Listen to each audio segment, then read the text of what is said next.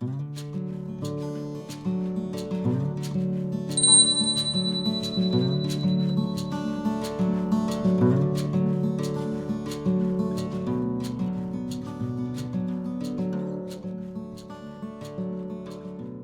Жуан або Камінний гість. Комедія на 5 дій.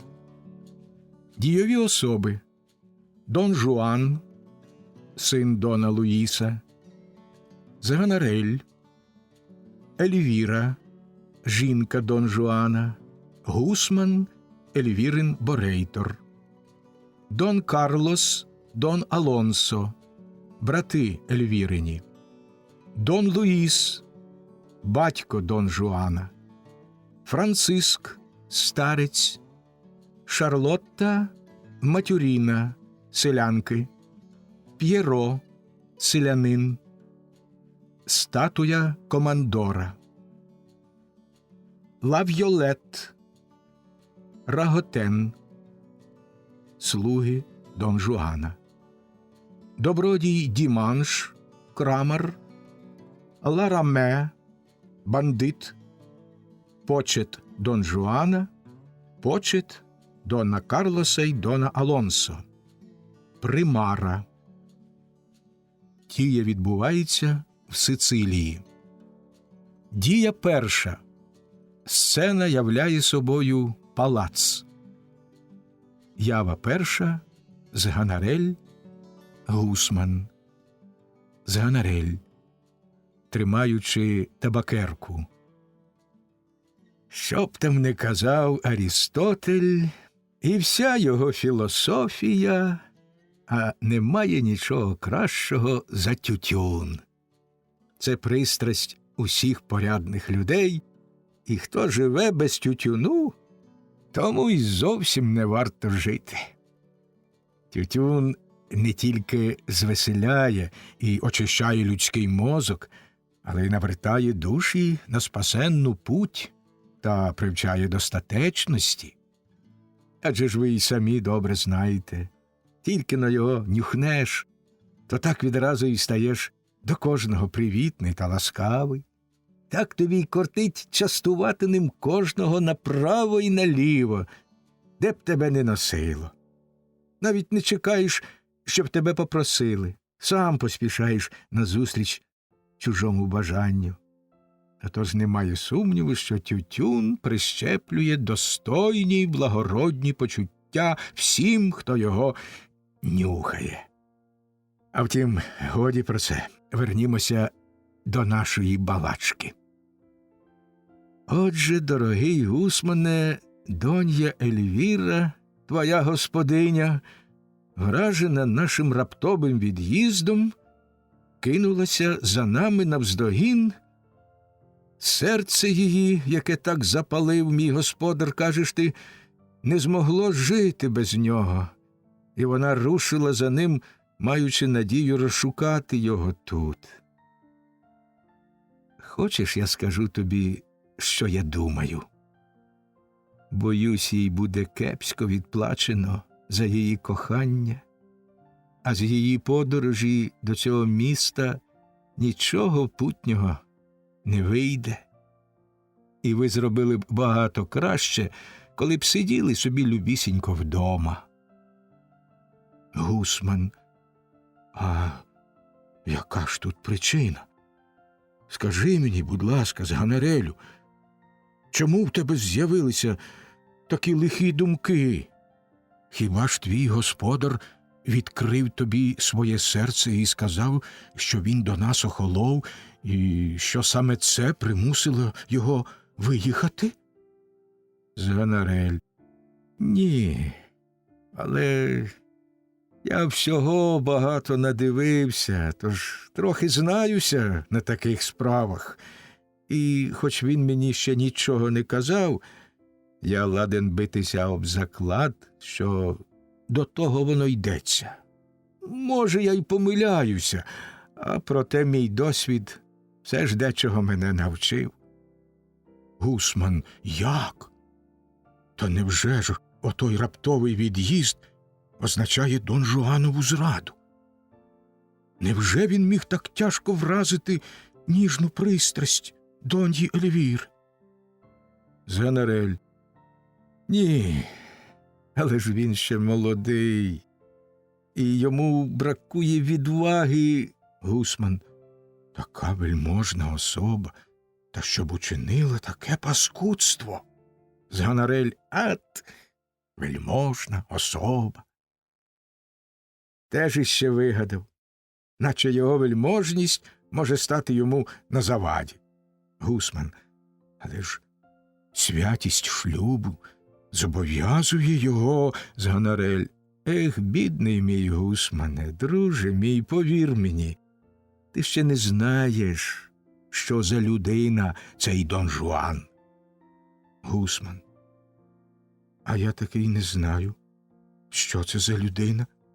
Якщо він і справді вчинив таку підлоту, то я й збагнути не можу, як ото після такого кохання і такої неприхованої нетерплячки, після такого напосідання, такої сили обіцянок, ніжних зітхань та сліз, після всіх отих палких листів, жагучих запевнень та нескінченних присягань, після таких бурхливих поривань, нарешті після такої шаленої нестями, яка довела до того, що навіть святі монастирські мури не перешкодили йому здобути собі донью Ельвіру, не можу, я кажу тобі, збагнути, як після всього того він наважиться зламати своє слово. Зганарель. А мені зовсім не важко збагнути. І коли б ти знав цього молодця так, як, приміром, я, то й зрозумів би, що такий вчинок звичайнісінький для нього. Я не кажу, що почуття його до доньї Ельвіри змінилися, я цього ще й сам не цілком певний. Ти ж знаєш, що за його наказом я виїхав раніше від нього, і відколи він сюди приїхав, він ще й разу зі мною не балакав. Але щоб застерегти, я мушу тобі сказати, Ентерню, що господар мій Дон Жуан – це найлютіший лиходій з усіх лиходіїв, яких коли носила на собі земля. Скажений собака, диявол, турок, єретик, що не вірить ні в небо, ні в святих, ні в Бога, ні в чорта, що ціле життя своє живе, як паскудна тварюка, як епікурейський кабан, як справжній сарданапал, що затуляє собі вуха, аби не слухати християнських напучень, і вважає дурницею все те, у що ми віримо. Ось ти кажеш, що він одружився із твоєю господинею. Повір, що заради своєї пристрасті він зробив би ще й не таке.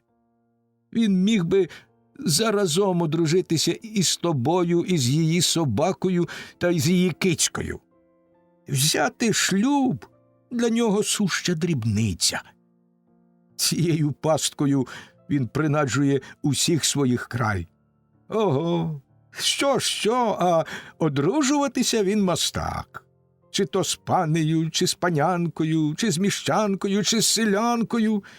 Йому те байдужісінько.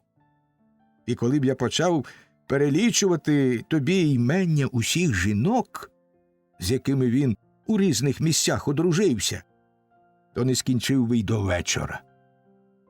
Ти здивований, бліднеш від моїх слів, а проте це я лише в загальних рисах змалював того пана. А щоб його портрет довершити цілком, слід було б іще добренько попрацювати пензлем. Одне слово, кара небесна колись неминуче впаде на нього. А для мене багато краще віддати себе на послугу самому дияволові, аніж служити моєму панові. Мені доводиться бачити стільки гидоти, що я хтось знає, як зрадів би, коли б він у землю запався. Якщо вельможний пан до того ще й лиха людина, то це жахлива штука. Хоч не хоче, я мушу йому вірно служити. Лише страх приневолює мене бути ретельним. Лише страх приборкує мої почуття і часто примушує мене хвалити те, від чого верне мою душу. Он де він прогулюється там, по палаці. Розійдімося. Стривайно. Я розмовляв з тобою надто відверто. Якось мимоволі отак з опалу все тобі й бухнув. Але якщо хоч словечко з усього цього долетить до його вух, я напрямки так і скажу, що ти збрехав. Ява друга, Дон Жуан з Ганарель. Дон Жуан. Хто це з тобою розмовляв? Здається мені, що він схожий на добрягу Гусмана, служника доньї Ельвіри. З Ганарель. Начебто. Дон Жуан. Як це він? З Ганарель. Власною персоною. Дон Жуан. А відколи він у цьому місті? З Ганарель. Від учора. Ввечері приїхав. Дон Жуан. А що його сюди привело? З Ганарель. Гадаю, ви й самі добре розумієте, що саме може його непокоїти. Дон Жуан. Наш від'їзд, мабуть? З Ганарель. Бідолаха зовсім приголомшений і розпитував мене, яка тому причина. Дон Жуан. І що ж ти відповів? З Ганарель. Що ви мені нічого не казали. Дон Жуан. Але ж якої ти про це думки? Як ти гадаєш, у чому тут справа? З Ганарель. Якої я думки? Я гадаю, не у гнів вам сказати, що вам уже запало в голову якесь нове кохання. Дон Жуан, ти так гадаєш? З Ганарель. А тож? Дон Жуан. Слово честі, ти не помиляйся. Мушу тобі признатися, що інша красуня витиснула Ельвіру з мого серця, заполонила мене цілком. З Ганарель. Господи Боже ти мій, я ж знаю мого Дон Жуана як свої 5 пальців, і знаю добре, що ваше серце найлегковажніше в світі. Йому подобається перебігати від однієї до другої, і воно не любить залишатися на місці. Дон Жуан. А скажи-но мені, ти, може, гадаєш, що я не маю рації, коли роблю так? З Ганарель. Ех, пане. Дон Жуан. Що? Кажи. З Ганарель. Звичайно, ви маєте рацію, якщо ви так хочете. Тут і заперечити нічого. Але коли б ви цього не хотіли, то, мабуть, і справа вийшла б зовсім інша. Дон Жуан. Гаразд. Я дозволяю тобі говорити вільно і не таїти, що в тебе на душі. З Ганарель. Коли так, пане, я скажу вам по щирості. Аж ніяк не похваляю я ваших засобів і вважаю, що не годиться кохатися отак на всі боки, як ви те робите. Дон Жуан. Як? Ти хочеш, щоб ми себе навік зв'язували з першим же об'єктом нашого кохання? Щоб заради нього відсуралися світу і більше вже ні на кого й не дивилися? Ото пречудова штука.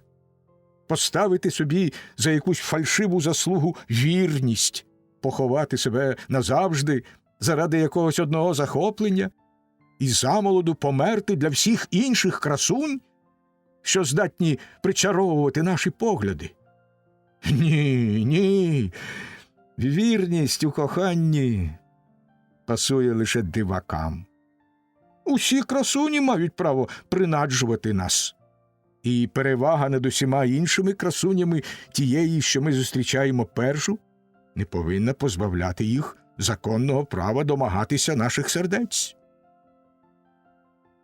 Мене, приміром, краса захоплює скрізь, хоч би де я її не зустрів. І я легко піддаюся тому ніжному насильству, з яким вона вабить нас до себе. Хай я вже зв'язаний з однією красунею, а проте кохання, що я до неї відчуваю, аж ніяк не зобов'язує мене бути несправедливим до інших. Мої очі не зраджують мене, і принади всіх інших красунь притягають мою увагу. Кожній бо з них віддаю я належну данину пошани й прихильності, до яких нас зобов'язує природа. Хоч би там що, а не можу я заборонити моєму серцю захоплюватись усім тим, що приваблює мої очі. І хай тільки гарненьке личко зажадає мого серця.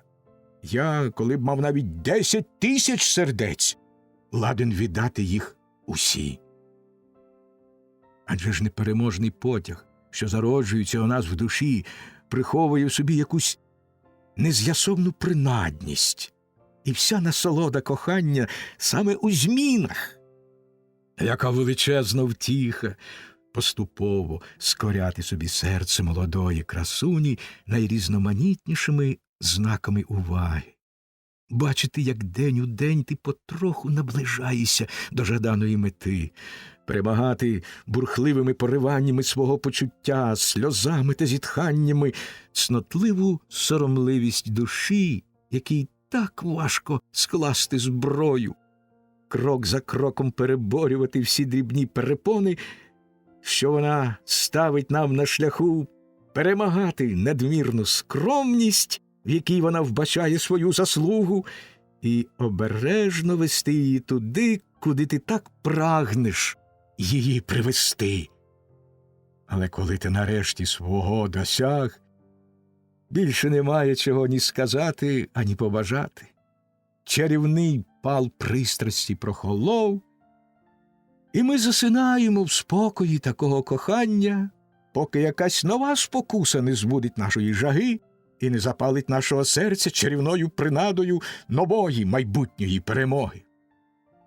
Кінець кінцем це найсолодша річ – подолати красуню, що намагається чинити нам опір, і я маю щодо цього чистолюбство завойовників, які безупинно летять від перемоги до перемоги і неспроможні стримати своєї жадоби. Ніщо не могло б зупинити шалені пориви моїх бажань. Я почуваю, що серце моє здатне кохати цілий світ, і, як Олександр, я бажав би, щоб існували ще й інші світи, де мені можна було б так само, як і тут, здобувати любовні перемоги. Згонарель. Їй право, панночку, та й золоті ж у вас уста. Немов на пам'ять вивчили.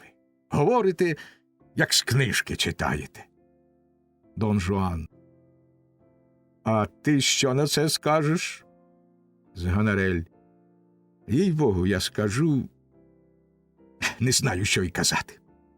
Ви так повертаєте справу, що, здається, наче ваша правда. А проте, насправді, таки не ваша правда. У мене в голові сиділи такі добрячі думки, а від ваших слів усе пішло шкереберть. Стривайте лишень. Наступного разу я позаписую всі мої міркування, а тоді вже і сперечатимуся з вами. Дон Жуан. І добре зробиш. Згонарель. Та тільки ж, панночку, чи дозволите ви мені й тоді сказати вам, що мене часом аж кидає від того, як ви провадите своє життя? Дон Жуан. Що таке? А як же я своє життя проваджу? Згонарель. Звісно, що добре. Та коли, приміром, бачиш, як ви мало не щомісяця одружуєтеся, то з однією, то з іншою, Дон Жуан. Чи ж може бути що приємнішого? Згонарель. Та воно то так. Я згоден, що це дуже приємно і дуже втішно. Я й сам би від цього не відмовився, якби не було втім нічого лихого. А проте, пане, так глузувати з священного таїнства. І Дон Жуан: гаразд, гаразд. Це справа неба і моя, і ми вже в ній якось розберемося і без твоєї допомоги. Зганарель: їй-бо, пане, мені частенько доводиться чути, що жарти з небом – це небезпечні жарти, і що вільнодумці з роду віку не кінчають добром. Дон Жуан: цитьте, пане дурню!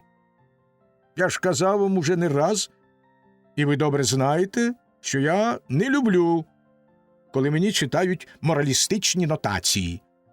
Зганарель: та я й не про вас усе це кажу. Боже, мене борони. Ви ж самі знаєте, що робите, і коли ні в що не вірите, то маєте на те свої підстави. Але на світі трапляються такі собі зухвалі жевжики, що живуть розпусно, невідомо чому, що вдають із себе вільнодумців, що вбгали собі в голову, що це їм до лиця. І коли б у мене був такий господар, я сказав би йому напрямки, простісінько в вічі: та як ви смієте так жартувати з небом? Чи ви не боїтеся глузувати з найсвятіших речей? Це ви ото, нікчемний хробак, мізерна комашка, і так я кажу про того мого господаря. Це ви ото наважилися глузувати з усього того, що інші люди шанують. Чи ж не гадаєте ви, що коли ви вельможний пан, коли на вашій голові сидить білява, добре закучерявлена перука, ще й капелюх, оздоблений перами, коли на вас пишне вбрання, гаптоване золотом, та стрічки вогненного кольору, це я не до вас кажу, а до того іншого, чи ж не гадаєте ви, кажу я, що від цього ви зробилися розумнішим, що геть чисто все вам дозволено, і що ніхто не насмілиться сказати вам у вічі щиру правду?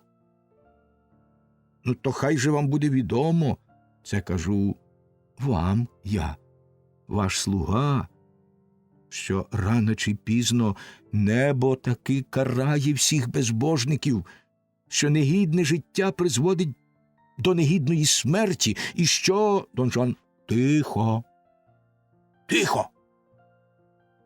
Зганарель: то про що ж ми з вами розмовляли?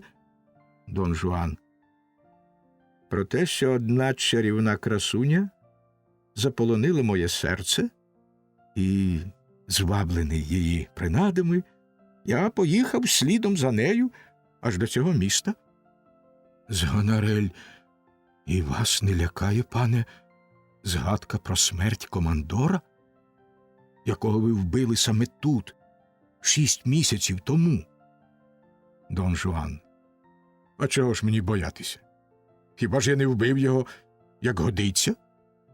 Зганарель: а як же? Додержуючи всіх правил, пане, як годиться. Йому немає за що нарікати на вас. Дон Жуан: до того ж за вироком суду мене помилувано. Зганарель: та все ж... Але це помилування, може, не погасило ненависті до вас його родичів та друзів. І Дон Жуан: ах, не думаймо про лихі пригоди, що можуть нас спіткати.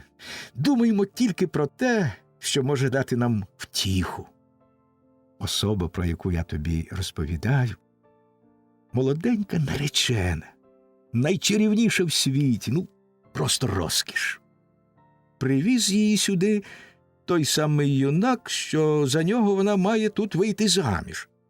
А я зустрів цю пару закоханих цілком випадково.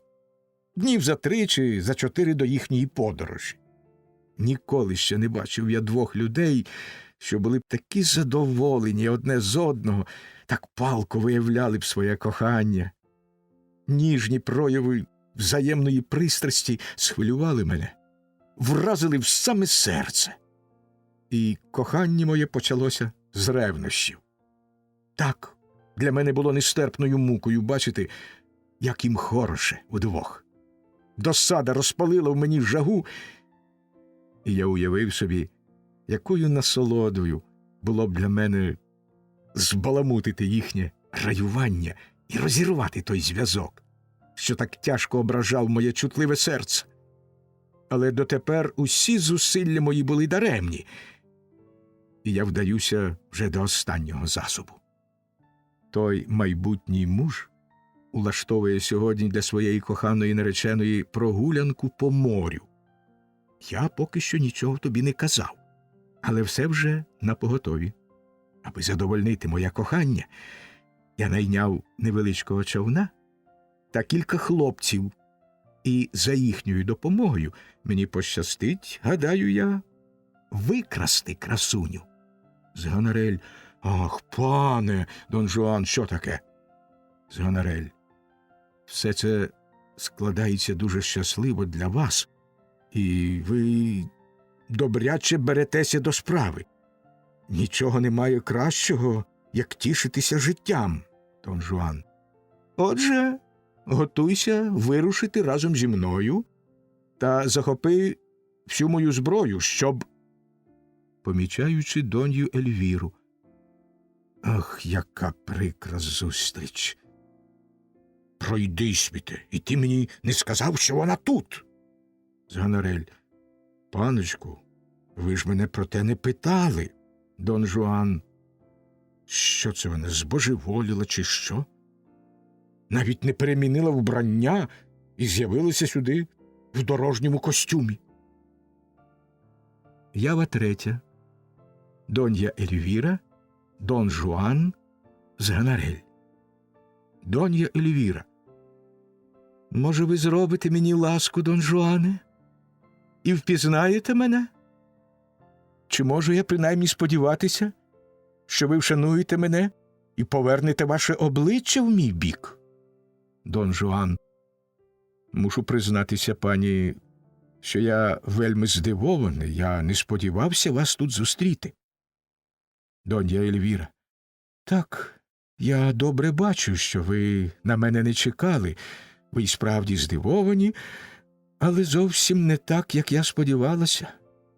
Ваш подив остаточно переконує мене в тому, у що я відмовлялася вірити до цього часу. Дивом дивуюсь з власної наївності та слабкості мого серця. Воно ще й досі сумнівалося, ще й досі не пересвідчилась я у вашій зраді, хоч було стільки незаперечних доказів. Я була така добра, мушу признатися, чи вірніше така дурна, що хотіла одурити сама себе, одурити мої власні очі, моє власне серце. Я шукала підстав, щоб виправдати те збайдужіння, яке відчуло в вас моє кохання. Я навмисне вигадувала сотні зовні пристойних причин для вашого квапливого від'їзду, намагаючись очистити вас від злої провини, що в ній обвинувачував вас мій здоровий розум. Надаремне мої справедливі підозри щодня твердили мені все те ж саме.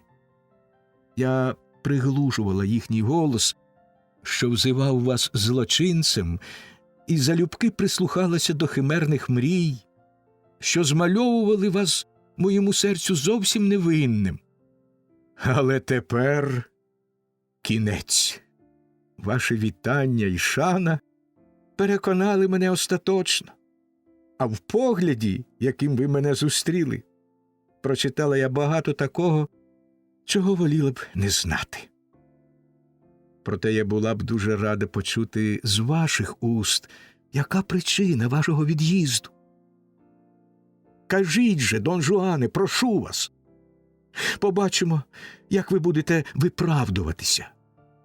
Дон Жуан: «Пані, ось перед вами Згонорель. Запитайте в нього. Він знає, чому я виїхав». Згонорель нишком до Дон Жуана: «Я, пане? Та я ж нічогісінько не знаю, коли ласка ваша».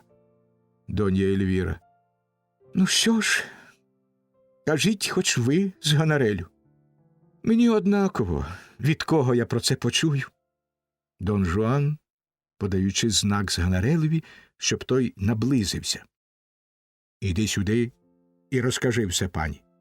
З Гонорель нишком до Дон Жуана. Та що ж я маю казати?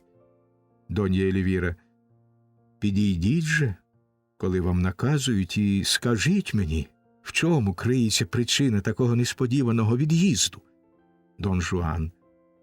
Ти відповідатимеш чи ні? З Гонорель нишком до Дон Жуана. Мені нічого відповідати. Ви глузуєте з вашого слуги? Дон Жуан. Кажу тобі, відповідай. З Гонорель. Пані. Донья Ельвіра. Що? З Гонорель, повертаючись до свого господаря. Пане. Дон Жуан, сварячись на нього. Якщо... З Гонорель. Пані. Завойовники, Олександр Македонський та інші світи – єдина причина нашого від'їзду. Це, пане, все, що я можу сказати. Донья Ельвіра. Чи не будете ви такі ласкаві, Дон Жуане, пояснити нам ці дивні таємниці? Дон Жуан. Пані, сказати вам правду, Донья Ельвіра. Ах, як же погано вмієте ви захищатися, а ще й вельможа. Час би вже вам звикнути до таких речей. Мені прикро бачити ваше збентеження. Чому ви не озброїте вашого чола шляхетним зухвальством? Чому ви не присягаєтеся мені, що почуття ваші до мене ані трохи не змінилися? Що ви кохаєте мене, як і колись, так палко, донестями, і ніщо не може відірвати вас від мене, тільки смерть? Чому ви не кажете мені, що важливі справи примусили вас виїхати, не повідомивши про те мене? Що вам, хоч не хоч, доведеться пробути тут ще певний час, і що мені не лишається нічого іншого, як повернутися додому, не сумніваючись, що ви рушите за мною якнайшвидше, при першій же нагоді? Що у вас, певна річ, палає шалене бажання з'єднатися зі мною, та що, відірвані від мене, ви страждаєте так само, як страждає тіло, з яким розлучилася його душа? Ось як вам слід би захищатися, не стояти так розгублено переді мною. Дон Жуан. Признаюся вам, пані, що я не маю таланту прикидатися, та що людина я щира і відверта. Я не запевнятиму вас у тому, що зберіг до вас колишні почуття і палаю бажанням з'єднатися з вами, бо ж справа тут цілком ясна. Я поїхав, щоб від вас утекти. Але тікав я зовсім не з тих причин, що ви їх, можливо, собі уявляєте. Я лише скорився голосу сумління. Я вже неспроможний був себе переконати, що й надалі зможу жити з вами, не вдаючись у гріх. В мені зародилися сумніви, пані. Очі душі моєї розкрилися на те, що я чиню. Я почав думати, що для того, щоб одружитися з вами, я викрав вас із монастиря, що ви порушили свою обітницю, яка єднає вас з іншим, і що небо ставиться до таких речей дуже суворо. Каяття пойняло мою душу, і мене охопив страх перед небесним гнівом. Я подумав собі, що наш шлюб – не що інше, як приховане перелюбство, що за це нас покарає Всевишній, і що кінець кінцем я змушений вас забути і дати вам змогу повернутися до ваших попередніх обов'язків. Невже ж ви схочете, пані, противитися такому благочестивому наміру? Невже захочете, щоб я, затримуючи вас, посварився з самим небом? Та невже, донья Ельвіра, ах, лиходію! Тільки тепер я зрозуміла тебе цілком. І на біду мою зрозуміла тебе надто пізно, коли мені загрожує розпач та мука. Але знай, що твій злочин не минеться тобі безкарно, і що те саме небо, з якого ти глузуєш, покарає тебе за твою зрадливість. Дон Жуан: з Ганарелю чуєш? Небо. З Ганарель: подумаєш, небо. Знайшла чим лякати. Дон Жуан: пані доня Ельвіра, досить. Я нічого більше не хочу слухати. Я й так шкодую, що вислухала надто багато. Це малодушність — дозволяти, щоб тобі ще й пояснювали твою власну ганьбу. В таких випадках благородне серце з першого ж слова повинно зважити для себе все. Не чекай, що я вибухну тут докорами та прокльонами. Ні. Гнів мій не такий, щоб виливатися марними словами. Вся лютість моя збережеться для помсти. Кажу тобі ще раз: небо покарає тебе, підступний зраднику, за те лихо, що ти мені заподіяв. І якщо ти не боїшся неба, то бійся принаймні гніву зневаженої жінки. Ява 4. Дон Жуан з Ганарель. З Ганарель набік. Якби ж то могло зватися в ньому сумління. Дон Жуан після хвилинного роздуму: а тепер поміркуймо про те, як його найкраще взятися до нашої любовної пригоди. З Ганарель сам: ах, та й паскудному ж господареві мушу я служити. Дія 2. Сцена являє собою сільську місцевість на березі моря. Ява 1. Шарлотта, П'єро. Шарлотта: ох, та й добре ж, як, П'єро, що ти опинився там саме вчасно. Ну, чисто як уродився. П'єро: ще б пак. Були б вони тепер у чорта на болоті. Ледь-ледь обоє не потонули. Шарлотта: виходить, то вранішній вітер беркицнув їхнього човна у море. П'єро: ось постривай-но, Шарлото, я розкажу тобі усе спочатку й до кінця. Отак, як воно було. Бо ж, як то кажуть, я перший їх побачив. Побачив ото їх перший я. Тож я й кажу. Тинялися ми собі по березі моря, я та гладкий Лука.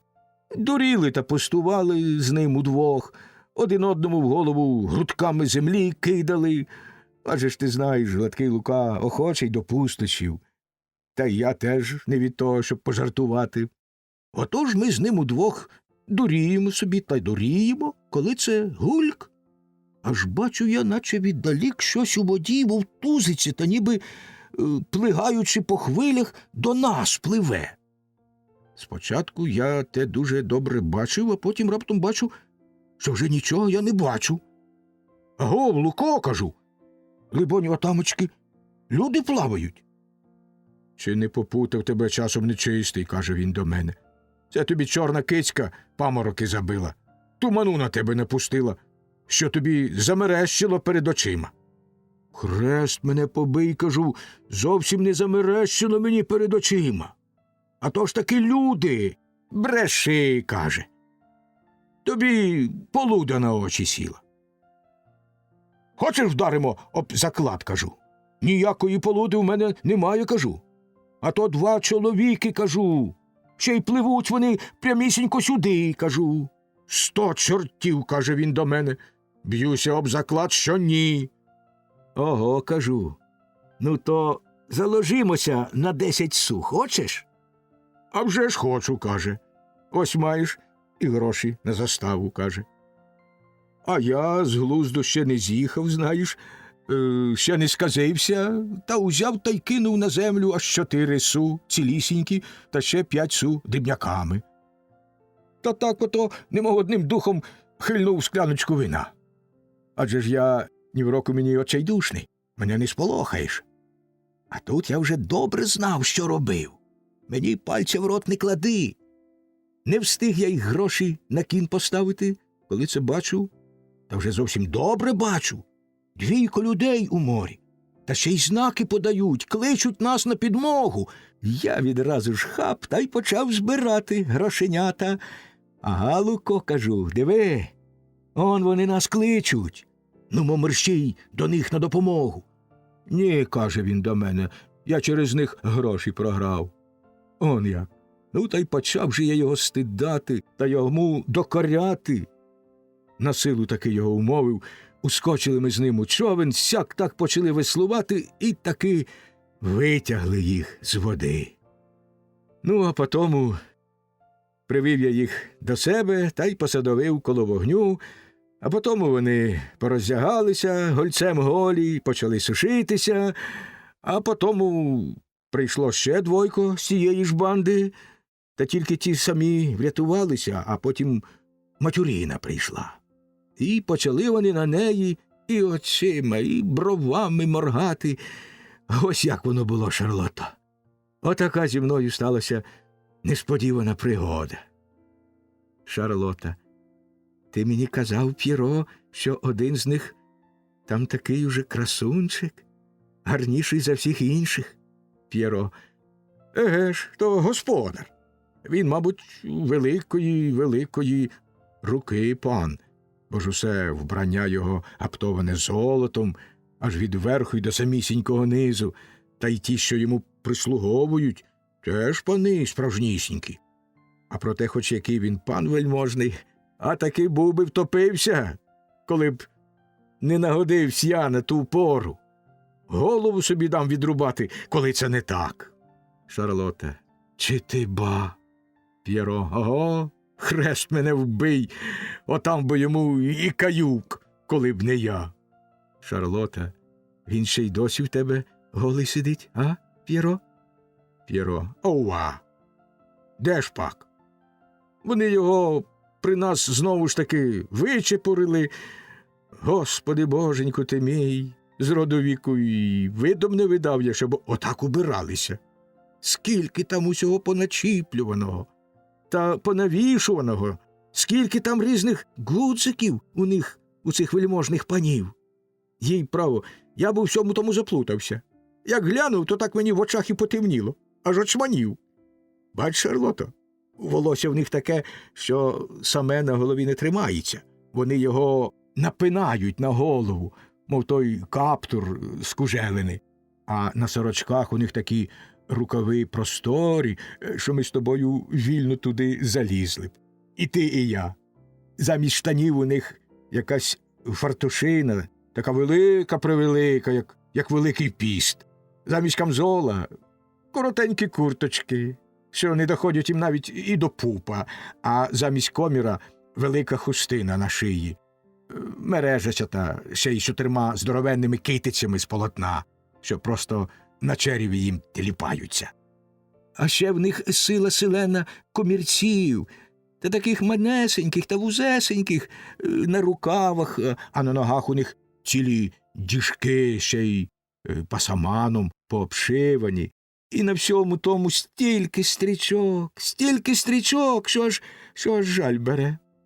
Навіть черевики стрічками пообтикано і вздовж, і впоперек, та так їх припасовано, що я, взувши їх, безпримінно скрутив би собі в'язи. Шарлотта, їй-бо, П'єро, треба б мені піти та глянути, хоч одним оком. П'єро, ой, та ти вперед послухай, Шарлотто. Я маю щось тобі сказати, чуєш? Шарлотта, ну, що там таке, кажи мерщій. П'єро, бач, Шарлотто, я мушу, як то кажуть, відкрити перед тобою моє серце. Я тебе люблю. Ти ж це добре знаєш і збираюся з тобою побратися. Та тільки їй, право, я з тебе невдоволений. Шарлотта, що? Це з якої ж то причини? П'єро, а з такої, що ти мені жалю завдаєш, їй-бо, що так. Шарлотта, Чим же я тобі жалю завдаю? П'єро. А тим, що не любиш ти мене, ані трошечки. Шарлотта. Ай-яй-яй, оце й усе. П'єро. А тож, оце й усе? Доволі з мене й цього. Шарлотта. Боже мій, П'єро, ти мені завжди після тієї та й знов тієї ж співаєш. П'єро. Я тобі завжди тієї ж співаю, бо ж у нас із тобою завжди одне, завжди те ж саме, а коли б у нас завжди того ж самого не було, то я б тобі завжди після тієї та й знов тієї ж не співав. Шарлотта. Та й чого ж тобі треба? Чого ти хочеш? П'єро. 100 чортів. Я хочу, щоб ти мене любила. Шарлотта. А хіба ж я тебе не люблю? П'єро. Ні, ти мене не любиш. А я от, як не перервуся, намагаюся з усіх сил, щоб ти мене полюбила. Я купую тобі, не перечачи, стрічки в усіх крамарів, що до нас заходять. Мало собі в'язи не скручую, щоб дроздів, співунів для тебе дерти. Наймаю музик, щоб грали у день твого святого. І все це ні до чого, немов я б'юся головою об стіну. Знаєш, недобре і нечесно не любити людей, які нас люблять. Шарлотта. Боже мій, адже ж і я тебе люблю. П'єро. Еге ж. Добре ти мене любиш, нема що й казати. Шарлотта. Та як же тебе любити, ну? Чого ти хочеш? П'єро. Я хочу, щоб мене любили так, як люблять усі люди, коли вони люблять як слід. Шарлотта. А хіба ж я не люблю тебе як слід? П'єро. Ні. Коли кохання є, то його добре видко. І яких тільки штук тоді не витинають. На 1000 ладів. І з тими, кого кохають від щирого серця. Глянь на оту гладку Томасу, що втіпалася у молодого Робина. Одного коло нього, одно в'ється все зачіпає його щохвилини. Зовсім не дає йому спокою. Пройде повз нього та й стругне якусь штуку. Чи то по потилиці його загилить, чи то, оце, недавнечко, сидів він собі на ослоні, а вона, як висмикне ослін той з-під нього, то так він і простягся на увесь зріст на долівці.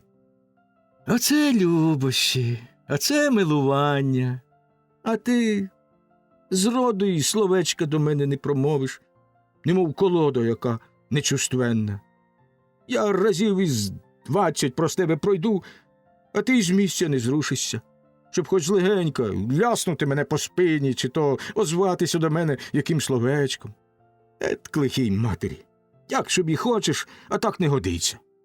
Холодна в тебе кров, дівчина, та й уже. Шарлотта. Нічого не вдієш. Таку вже маю вдачу. Не можу ж я себе переробити. П'єро. Вдача тут ні до чого.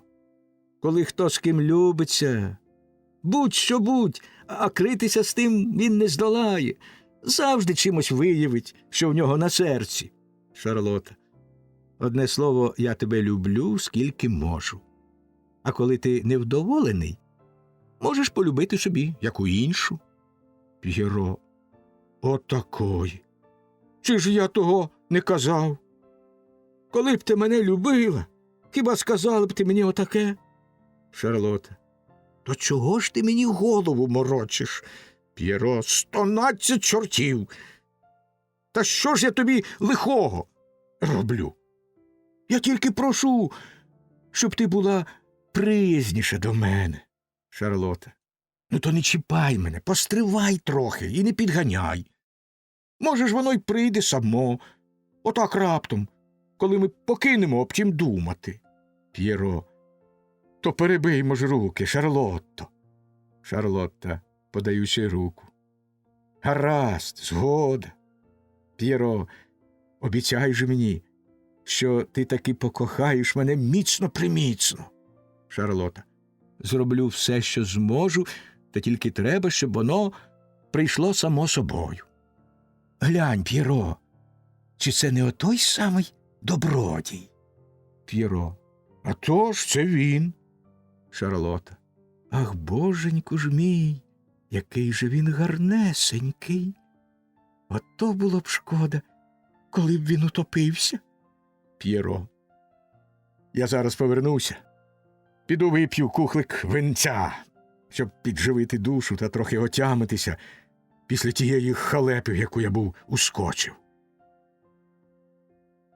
Ява друга. Дон Жуан з Ганарель, Шарлотта в глибині сцени. Дон Жуан. Нам не пощастило з Ганарелю. Цей несподіваний шквал перекинув у море разом з нашим човном і наші плани. Але сказати тобі правду, от та селяночка, що я на неї тут натрапив, потішила мене. Вона така чарівлива, що весь жаль мій минувся безслідно, і я не шкодую більше, що ми зазнали такої невдачі. Не слід випускати те серденько з рук. Тож я й зробив уже все для того, щоб мені недовго довелося обмежуватися самими зітханнями. Ганарель, признатися, пане, дивуюся я на вас.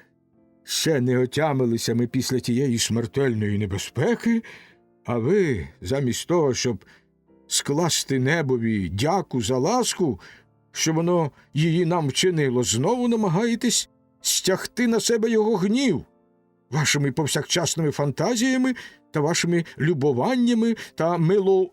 Дон Жуан свариться на нього. Дон Жуан, та годі вам, шахраю ви, неприторенний. Ви й самі не тямите, що базікаєте, а господар ваш тямить, що він робить. Ходімо. Дон Жуан, помітивши Шарлоту. От тобі й на. Звідки взялася ще й ця селяночка з Ганарелю? Чи бачив ти коли таку красуню?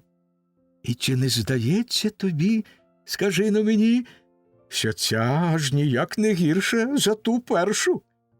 З Ганарель. А звісно, набік. Наша пісня гарна й нова, починаємо її знову. Дон Жуан до Шарлоти.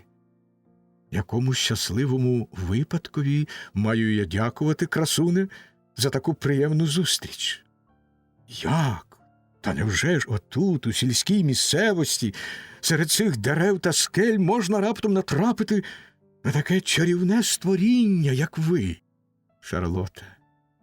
Як бачите, пане, Дон Жуан, ви з цього села? Шарлотта. Так, пане. Дон Жуан. Ви тут і живете? Шарлотта. Так, пане. Дон Жуан. А ваше ім'я? Шарлотта. Шарлотта, до ваших послуг. Дон Жуан. Ах, яка вродлива. А очі, так і проймають. Шарлотта. Ой, панночку, ой, як же мені соромно. Дон Жуан. О, не треба соромитись, адже вам кажуть тільки правду. З Ганарелю, ну що? Чи бачив хто, коли таку красу? Поверніться трошки, прошу вас. Ах, яка чудова талія. Підведіть трошечки голівку. Будьте ласкаві.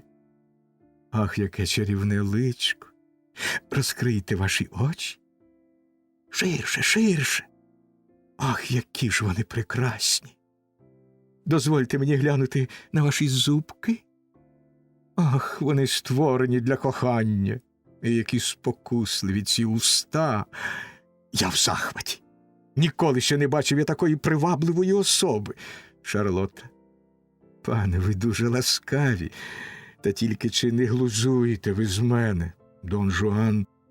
Чи ж можу я з вас глузувати? Боже, мене борони. Я надто вас кохаю і кажу від щирого серця. Шарлотта. Красненько вам дякую, коли так.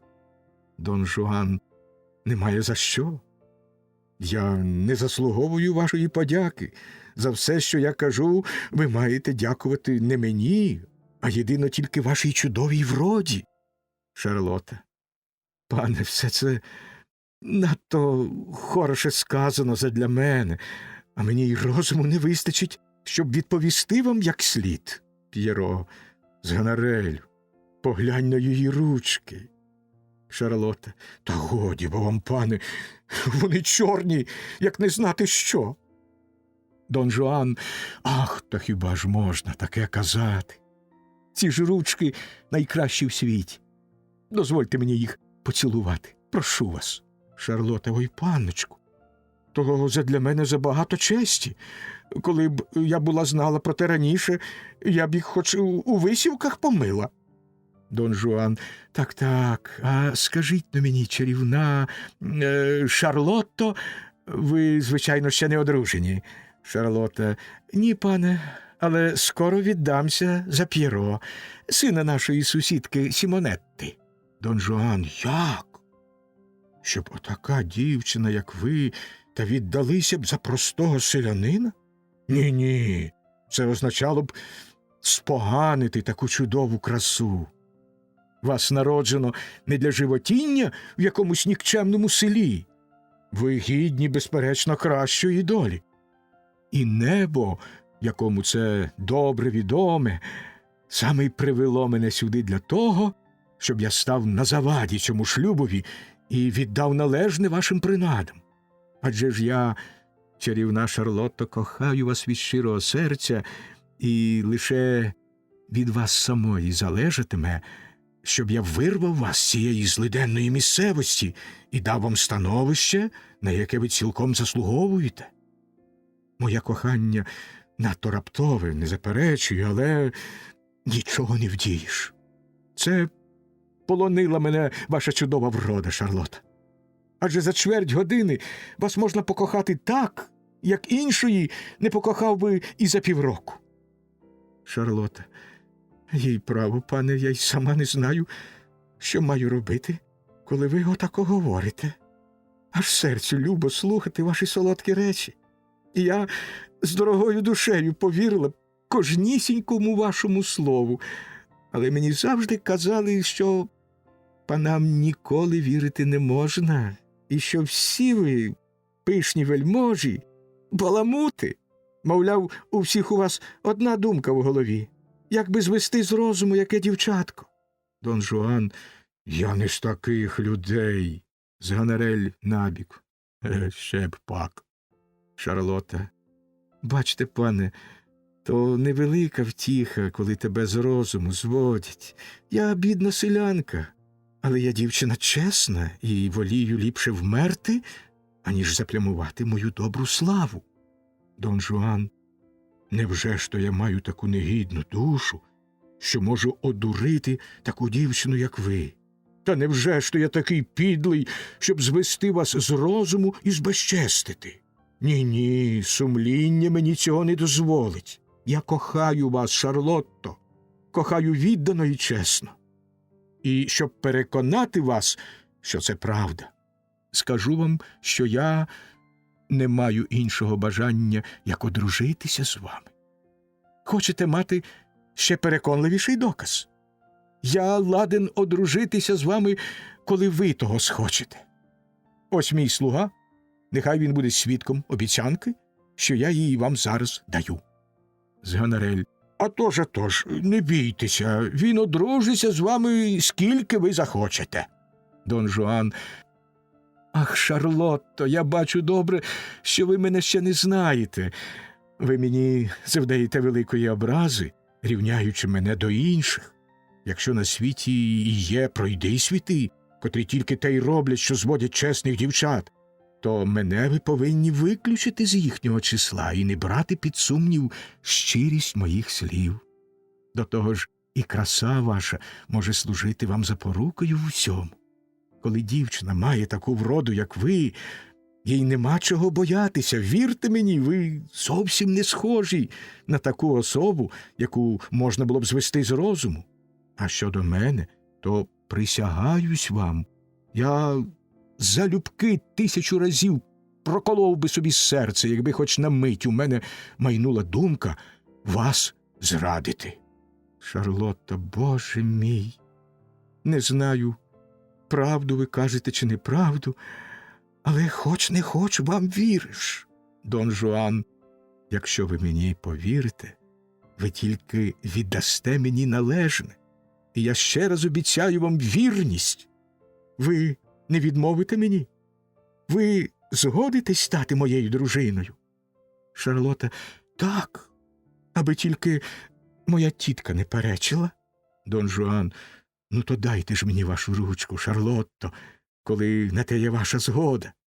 Шарлота: тільки прошу вас, панночку, ви ж на мене туману не наводьте, не обманюйте мене. А ні, то все це на вашій совісті тяжітиме. Самі ж ви бачите, яка я довірлива. Дон Жуан: як? Ви все ще берете під сумнів мою щирість? Хочете, я складу найстрашніші присяги? Хай небо... Шарлота: боженьку мій, та не присягайтеся, я ж вам вірю. Дон Жуан: то поцілуйте мене хоч разочок, на знак вашої згоди. Шарлотта: ой, панночку, підождіть, бо прошу вас, поки ми з вами поберемося. А потім я цілуватиму вас, скільки ви забажаєте. Дон Жуан: ну, гаразд, чарівна Шарлотто. Я бажаю всього того, чого бажаєте ви. Дайте мені тільки вашу ручку і дозвольте 1000 поцілунків виявити вам той радісний захват, що охоплює мене. Ява третя. Дон Жуан з Ганарель, П'єро, Шарлотта. П'єро, штовхаючи Дон Жуана, що цілує руку Шарлотті: помалу, пане, а відступіться на трохи набік, коли ласка ваша.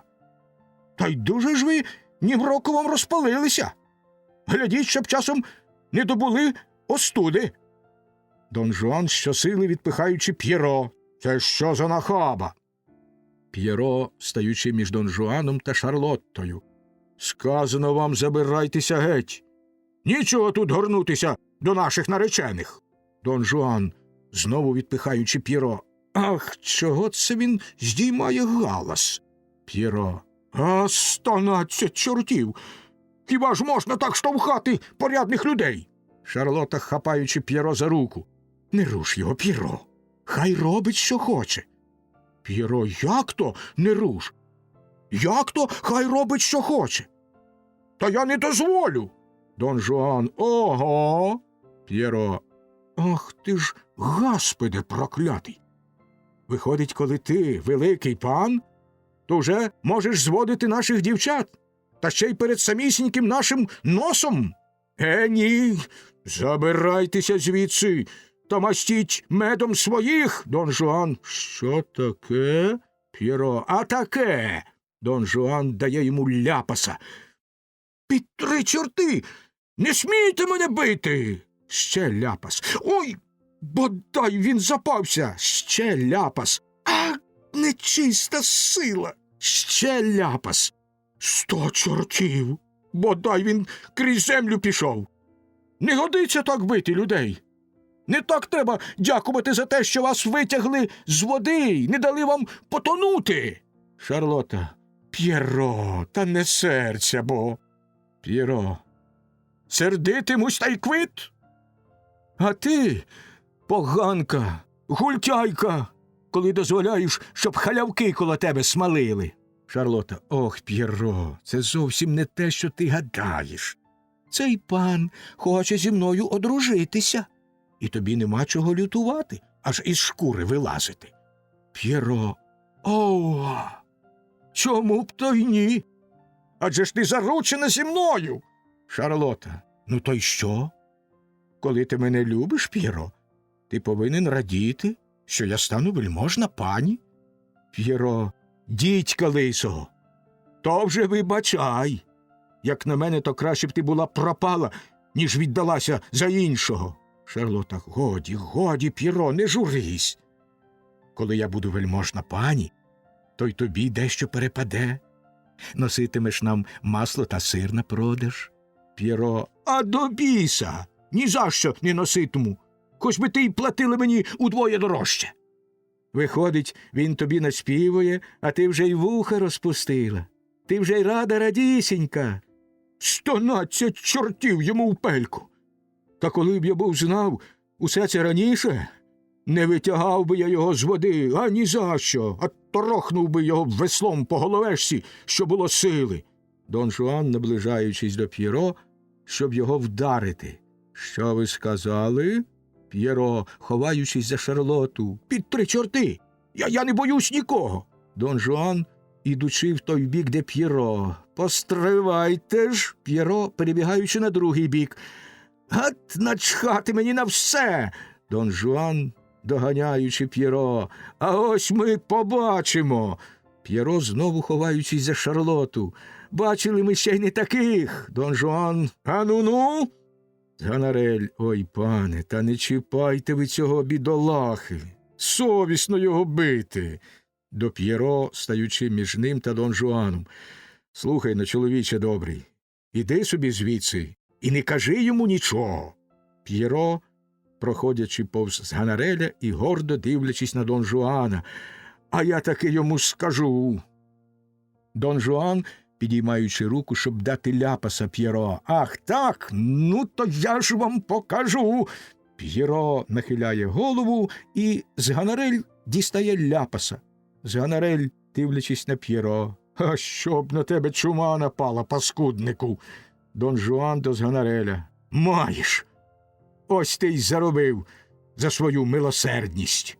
П'єро, ех, піду ж я та розкажу її тітці про всі оці штуки. Ява 4. Дон Жуан, Шарлотта, Зганарель. Дон Жуан до Шарлотти.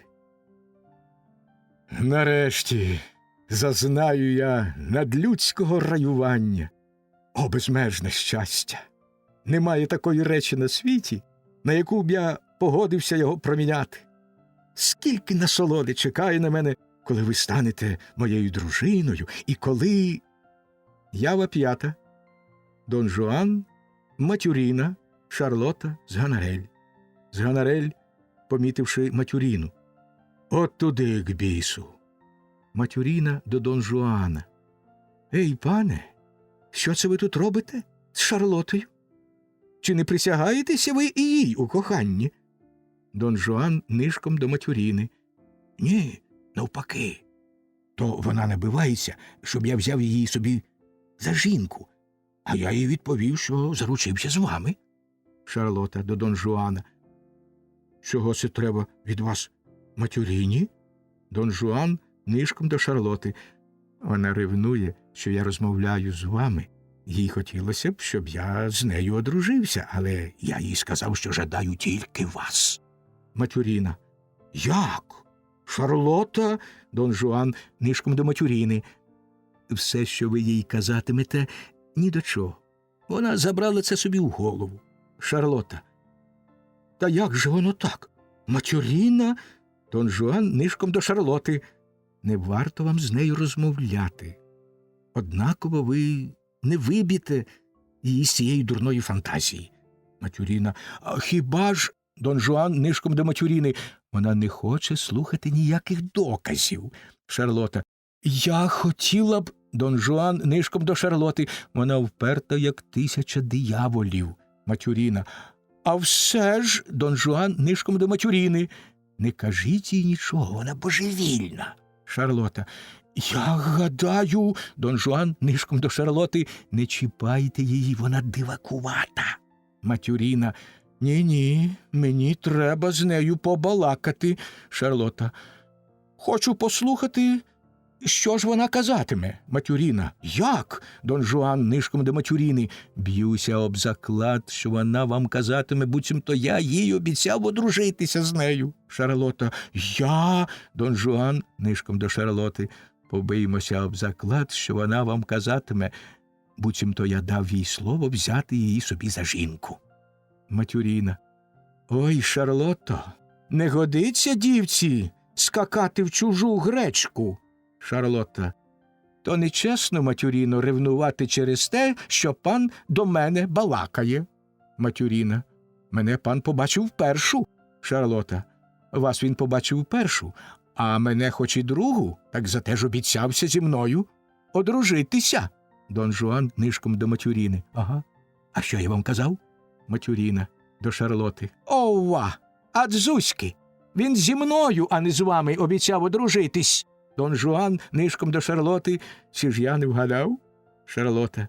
Це вже кому іншому скажіть, будьте ласкаві. Зі мною, кажу. Матюріна. Не плетіть дурниць. Люди засміють. Зі мною, чуєте? Зі мною. Шарлота. Та оздечки він сам нехай скаже, коли не моя правда. Матюріна. Оздечки він сам нехай балака, коли я брешу. Шарлотта. Чи обіцяли ви їй, пане, одружитися з нею? Дон Жуан нишком до Шарлоти. Ви з мене смієтесь? Матюріна. Чи ж правда, пане, що ви їй обіцяли взяти з нею шлюб?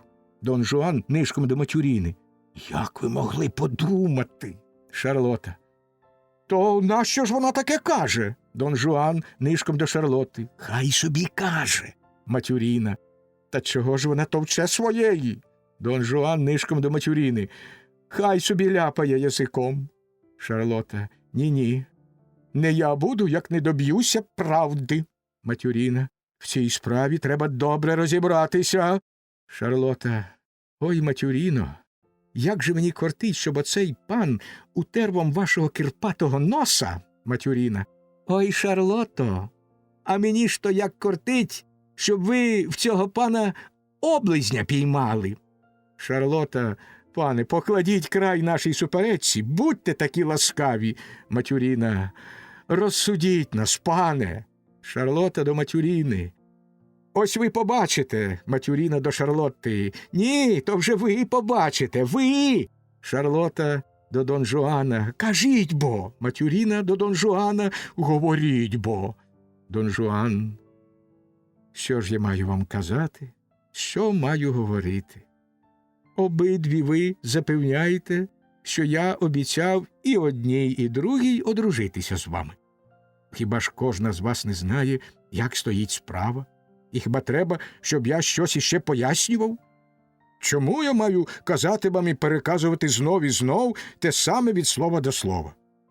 Тій, кому я справді обіцявся, хіба ж їй того не досить, щоб у душі посміятися з другої? Хоч би що вона казала, і чи варто їй турбуватися, якщо я додержу мого слова? Суперечки не посувають справи вперед. Треба діяти, а не говорити. Діла розв'язують суперечку краще, ніж слова. Саме так я й збираюся вас розсудити, і коли я одружуся, всі побачать, кому з вас двох належить моє серце. Нишком до Матюріни. Хай вона собі думає, що хоче. Нишком до Шарлоти. Хай вона поринає в свої химерні мрії. Нишком до Матюріни. Я кохаю вас так палко. Нишком до Шарлоти. Всім серцем я ваш. Нишком до Матюріни. Всі жінки потвори в порівнянні з вами. Нишком до Шарлоти. Коли бачиш вас, на інших і дивитися гидко. Вголос. Даруйте, я маю дещо наказати. За чверть години я до вас повернусь. Ява шоста. Шарлота, Матюріна, Зганарель. Шарлота до Матюріни. Хай там як, а кохає він тільки мене. Матюріна до Шарлоти. А одружиться він тільки зі мною. Зганарель, зупиняючи Шарлоту і Матюріну. Ах, бідолашні ж ви, дівчаточка. Шкода мені вас. Які ж бо ви простосердні. Не можу я дивитися, як ви самі на свою голову лихо накликаєте. Стережіться. Повірте мені, і одна, і друга, не слухайте ви усіх отих казок, які вам у вуха натуркують, та живіть собі на селі, як і досі. Ява сьома. Дон Жуан, Шарлота, Матюріна, Зганарель. Дон Жуан у глибині сцени до себе. Хотів би я знати, чому Зганарель не пішов за мною. Зганарель, мій господар дурий світ. У нього на думці тільки одне, як би вас обох одурити. Адже ж він одурив уже багато інших. Він всесвітній жених. Він ладен з усіма одружитися і... помітивши Дон Жуана. Але ж це неправда, і якщо хтось вам таке говоритиме, скажіть йому, що він бреше. Мій господар зовсім не всесвітній жених, він зовсім не турисвіт, він і думки такої не має, щоб вас обхитрувати. І зроду він нікого не дурив. А, та ось і він. Запитайте ліпше в нього самого. Дон Жуан, дивлячись на Зганареля і запідозривши, що той щось про нього сказав. Так, Зганарель, пане, скрізь по світах сила силенна злих язиків, отож я й хотів запобігти поговору. Я втовкмачував їм обом, що коли, мовляв, вони від когось почують про вас лихе, то хай таким брехням не вірять. Хай кажуть навпростець, що той бреше. Дон Жуан, Зганарелю. Зганарель до Шарлоти й Матюріни. А тож, господар мій, людина чесна, я вам у цьому даю запоруку. Дон Жуан, Зганарель, то лише самі зухвальці. Ява 8. Дон Жуан, Лараме, Шарлота, Матюріна, Зганарель. Лараме, нишком Дон Жуанові. Пане, я прибіг вас остерегти. Вам тут бути небезпечно. Дон Жуан, що сталося? Лараме, 12 вершників шукають вас, і от-от примчать сюди. Я не знаю, як їм пощастило узяти ваш слід, але я прочув цю новину від одного селянина, що здибався їм дорогою. Вони розпитували його про вас і описували йому ваші прикмети. Не гайте часу, вони вже близько. Тікайте мерщій, а ні, то буде пізно. Ява 9. Дон Жуан, Шарлота, Матюріна, Зганарель. Дон Жуан до Шарлоти й Матюріни. Негайна справа примушує мене виїхати звідси, але прошу вас, не забувайте моєї обіцянки і вірте, що не пізніше завтрашнього вечора я подам вам про себе звістку. Ява 10. Дон Жуан, Зганарель. Дон Жуан, оскільки сили тут нерівні, треба вдатися до хитрощів і спритно викрутитися від напасті, що женеться за мною. Я хочу, щоб Зганарель переодягся в моє вбрання, а я... Зганарель, ви глузуєте, пане, важите своїм життям. Та вони ж мене вб'ють у вашому вбранні. І, Дон Жуан, мерщій! Я ще роблю тобі надто велику честь. Щасливий той слуга, якому випала славетна доля накласти головою за свого господаря. Зганарель, красненько вам дякую за таку честь. Сам. О небо! Якщо вже запахло смертю, даруй мені свою велику ласку, не попусти, щоб мене вважали за іншого. Дія 3. Сцена являє собою ліс. Ява 1. Дон Жуан у селянському одязі, Зганарель вбраний лікарем. Зганарель. Далебі, пане, ви повинні визнати, що таки моя була правда, і що тепер ми обоє переодяглися напрочуд спритно. Ніхто не вчепиться. Ваш перший задум був зовсім негодящий, а ця одежина ховає нас багато краще, ніж усе те, що ви тоді збиралися робити. Дон Жуан, ти й справді виглядаєш хоч куди. Але де ж це ти викопав таке химерне вбрання? Зганарель, де? Це одяг якогось старого лікаря. Його було заставлено в одному місці, а я його там надибав та й викупив. І довелося мені віддати за нього чимало грошей. А знаєте, пане, в цьому одязі мене вже шанують. Кого не стріну, усі до мене вітаються, ще й поради в мене прохають, як у тямущої людини. Дон Жуан: як то? Зганарель: чоловік 5, а мой 6 селян та селянок напосідалися на мене, коли я проходив, щоб я їм прираяв щось помічне від різних хвороб. Дон Жуан: і ти їм, звичайно, сказав, що ти ні бе, ні ме? У тому не тямиш. Зганарель: я? Та з роду віку. Я вирішив підтримати честь мого вбрання, і через те кожного вислухав, побалакав із ними про їхні хвороби і кожному прописав лікування. Дон Жуан: які ж ліки ти їм порадив? Зганарель: та всякі, що тільки спадали мені на думку. Їй право, пане. Поради я давав навмання. Ото було б сміх, коли б мої хворі раптом поодужували та прийшли складати мені подяку. Дон Жуан: а чому і ні? З якої рації не користуватися тобі з тих привілеїв, що їх мають усі лікарі? Коли хворі одужують, лікарі до того так само, як і ти, аж ніяк не причетні, і вся їхня майстерність – чистісіньке кривляння. Трапився щасливий випадок, а їм слава. Так само може і тобі поталанити. Ти можеш, як і вони, обертати собі на користь одужання слабого і приписувати своїм лікам усе, що може залежати від сприятливого збігу обставин та від сил природи. Зганарель: як, пане? То ви такий самий невіра і в медицині? Дон Жуан: медицина – одне з найбільших помилок людства. Зганарель: як? То ви не вірите ні в Олександрійський лист, ні в Касію, ані в блювотне вино? Дон Жуан: а чого я маю в них вірити? Зганарель: та й бусурманська ж у вас душа. А проте ж ви самі бачите, що блювотне вино наробило великого шелесту останнім часом.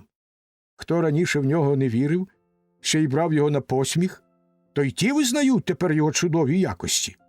Не більше як 3 тижні тому я сам на власні мої очі бачив його чарівну силу. Дон Жуан: а саме? Зганарель: в одного чолов'яги вже 6 день стояла смерть за плечима. Не знали, що йому й робити. Ніякі ліки не допомагали. Та й надумалися кінець кінцем дати йому блювотного вина. Дон Жуан: і він одужав, звичайно? Зганарель: ні, помер. Дон Жуан: що й казати, сила надзвичайна. Зганарель: а щоб ви знали, цілісінькі 6 день не міг він померти, а тут узяв та й помер. Чи то ж таки неміцні ліки? Дон Жуан: твоя правда.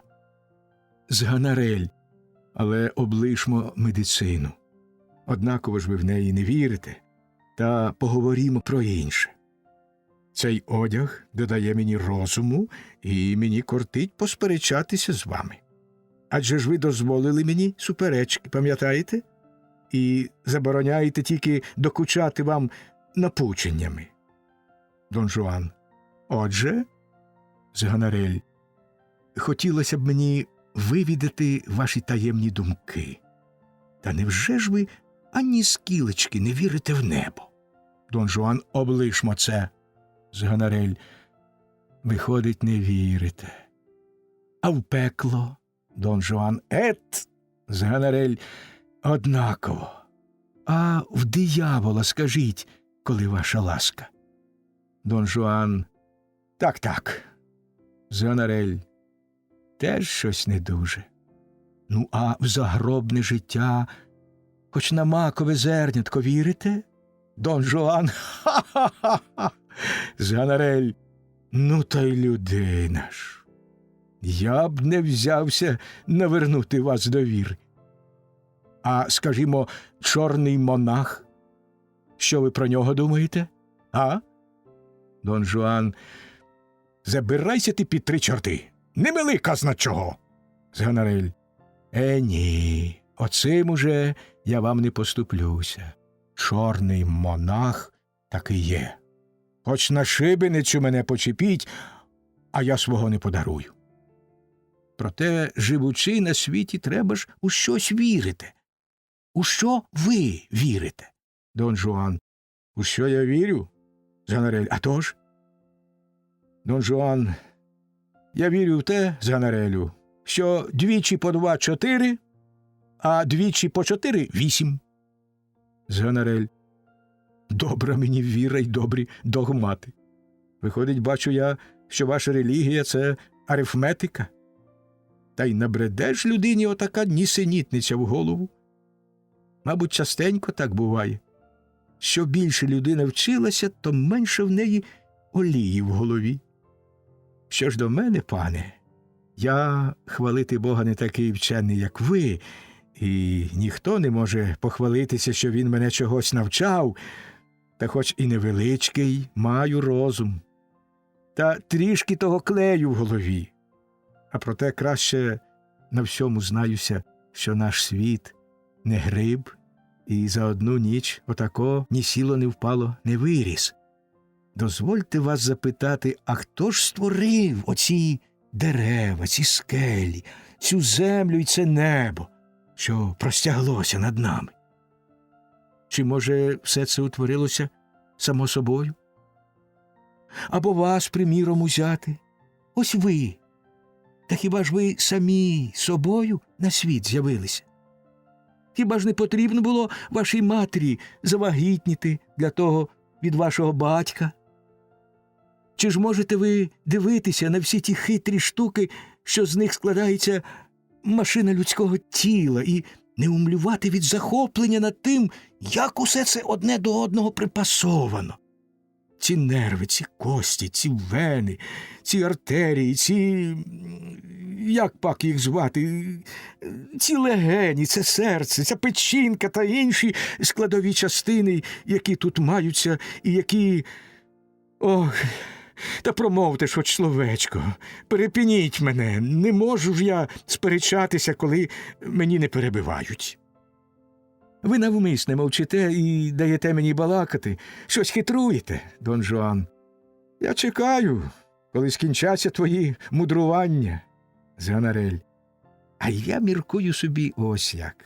Хоч би що ви казали, а є в людині щось дивне-придивне, таке, чого ніякі вчені не змогли б пояснити. Хіба ж не дивно, що ось дички я стою, а в голові мені щось снується, думає про 100 різних речей заразом та командує своїм тілом, як захоче. От схочу я чи то сплеснути в долоні, чи руки дійняти, чи звести очі до неба, чи голову схилити, чи побаламкати ногами, піти праворуч, чи то ліворуч, вперед, назад, покрутитися, крутиться і падає. Дон Жуан, маєш. Ось твоє мудрування і розквасило собі носа. Зганарель, от туди к бісу. Та й дурний же я, що завівся сперечатися з вами. Про мене, вірте собі, у що вам заманеться, чи ж не однаково мені, що вас буде засуджено на довічну муку. Дон Жуан, одначе ми так захопилися мудруваннями, що, здається, заблудилися. Поклично того чоловіка та запитай у нього, як нам вийти на певний шлях. Дон Жуан, Зганарель, старець. Зганарель. Агов! Ей, чоловіче! Агов, куме! Чуєте, друзяко? Одне слівце, коли ласка ваша. Скажіть, спасибі вам, як нам пройти до міста? Старець. Та отакочки все прямо і йдіть цією дорогою, панове. А коли вийдете на узлісся, зверніть праворуч, тільки я вам пораджу, майте осторогу. Тут в околицях недавно розбійники завелися. Дон Жуан, дуже тобі вдячний, друже. Спасибі від щирого серця. Старець, чи не подасте ви мені якої милості, паночку? Дон Жуан. А, он воно що. Твоя порада не безкорислива, як я бачу. Старець, я бідний чоловік, паночку. 10 років живу одинцем самотнім у цьому лісі і до віку благатиму небо за вас, щоб дало вам долю щасливу. Дон Жуан: благай небо краще за себе, щоб воно дало тобі пристойну одежину, а чужими справами не клопочися. Зганарель: ви не знаєте мого пана, чоловіче добрий. Він вірить тільки в те, що двічі по 2 – 4, а двічі по 4 – 8. Дон Жуан: що ти тут робиш у цьому лісі? Старець: цілі дні Богу молюся за здоров'я добрих людей, які мені щось подають. Дон Жуан: та не може того бути, щоб ти жив у злиднях. Старець: гай, пане, коли б ви знали, як я бідую. Дон Жуан: жартуєш, брате. Людина, що цілісінькі дні молиться Богу, аж ніяк не може жити у злиднях. Старець: запевняю вас, паночку, що найчастіше я не маю навіть і шматка хліба, щоб у рота покласти. Дон Жуан: от дивна річ. Погану ж нагороду дістаєш ти за свою ретельність.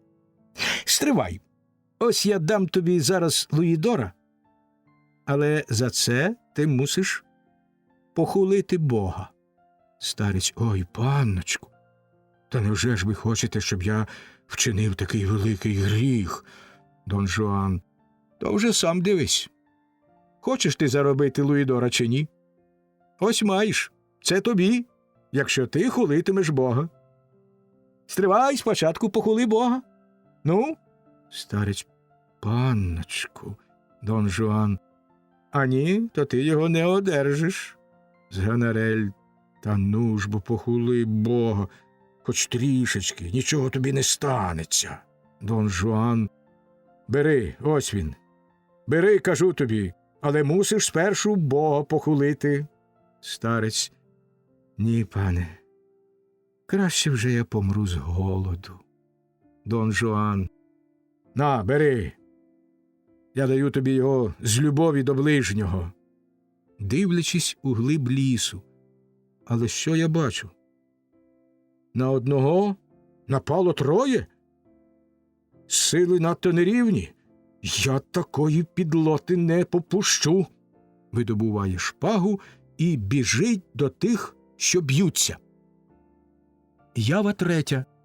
Зганарель сам. Зганарель: мій господар чисто невіжений, сам шукає небезпеки. А проте, їй-бо, допомога його стала таки в пригоді. 2 примусили 3 накивати п'ятами. Ява 4. Дон Жуан, Дон Карлос, Зганарель у глибині сцени.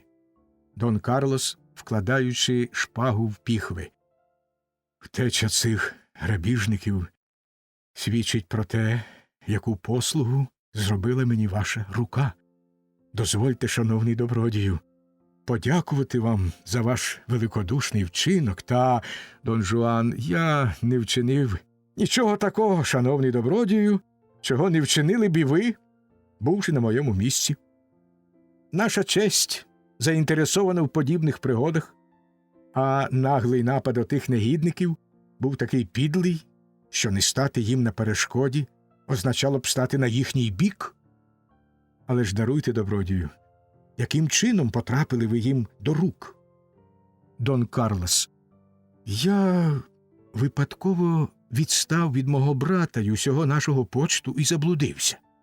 Намагаючись натрапити на їхній слід, я наскочив на цих розбійників, які спершу вбили мого коня, а згодом, коли б не ви, зробили б те ж саме і зі мною. Дон Жуан: куди ви їдете, добродію? До міста? Дон Карлос: так, але ми не збираємося в нього заїздити. Нам з братом доводиться кружляти по околицях через одну з вельми прикрих справ, які примушують дворянина віддавати і себе, і свою родину в жертву суворим вимогам честі. Бо ж у подібних випадках навіть успіх має завжди згубні наслідки. Якщо не розлучаєшся з життям, то в кожному разі розлучаєшся з королівством. Ось чому становище дворянина видається мені дуже сумним. Вся його обачливість, уся шляхетність його власної поведінки не можуть гарантувати йому безпеки. Закони честі ставлять його в залежність від негідної поведінки інших. Його життя, його спокій та його добробут залежать від примхи першого ліпшого зухвальця, якому заманеться заподіяти йому одну з тих тяжких образ, що призводять порядну людину до погибелі. Дон Жуан, але тут усе ж можна потішати себе, бодай хоч тим, що на такі самі небезпеки та життєві негоди наражаються і ті, хто легковажно заподіяв нам тяжку образу. А чи не буде з мого боку нескромністю запитати вас, у чому, власне, справа? Дон Карлос, тепер це вже не таємниця, і коли образу заподіяно, і справа набула розголосу, наша честь більше не вимагає, щоб ми приховували нашу ганьбу. Навпаки, всі мають знати не тільки про те, що ми прагнемо помсти, але й про те, в який спосіб ми наміряємося її здійснити. Отож, шановний добродію, не потаю від вас, тяжка образа, за яку ми хочемо помститися, полягає ось у чому. Нашу сестру звели і викрали з монастиря, і винуватець цієї образи якийсь Дон Жуан Теноріо, син Дона Луїса Теноріо. Ми шукаємо його вже кілька днів, а сьогодні ранком навіть натрапили на його слід. Один слуга сказав нам, що він сів на коня і в супроводі 4 чи 5 чоловік подався верхи вздовж всього косогору. Та всі наші зусилля були марні. Нам так і не пощастило довідатися, де він подівся. Дон Жуан, а чи знайомі ви, шановний добродію, з отим Дон Жуаном, про якого ви розповідаєте? Дон Карлос, ні, я з ним не знайомий. Я навіть ніколи його і не бачив, і знаю про нього тільки те, що чув від мого брата. Але про нього шириться недобра слава. І життя тієї людини, Дон Жуан, дозвольте, шановний добродію, перебити вас. Він до певної міри належить до моїх друзів, і мені не випадало б слухати, коли про нього говорять нечемно. Дон Карлос, з приязні до вас, шановний добродію, я не говоритиму про нього зовсім. Найменше, що я зобов'язаний для вас зробити після того, як ви врятували мені життя, це мовчати про людину, яку ви знаєте, коли нічого крім лихого сказати про неї не можу.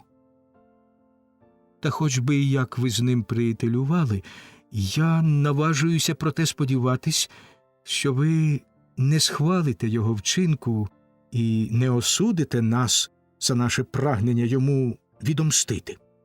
Дон Жуан, навпаки, я хочу вам прислужитися і позбавити вас зайвого клопоту. Я друг Дон Жуана, і щодо нього я вже нічим не зараджу, але щоб він отак безкарно кривдив шляхетних людей, це річ неприпустима, і я ручуся вам, що примушу його дати вам сатисфакцію. Дон Карлос, яку ж сатисфакцію можна дати, коли заподіяно таку тяжку образу?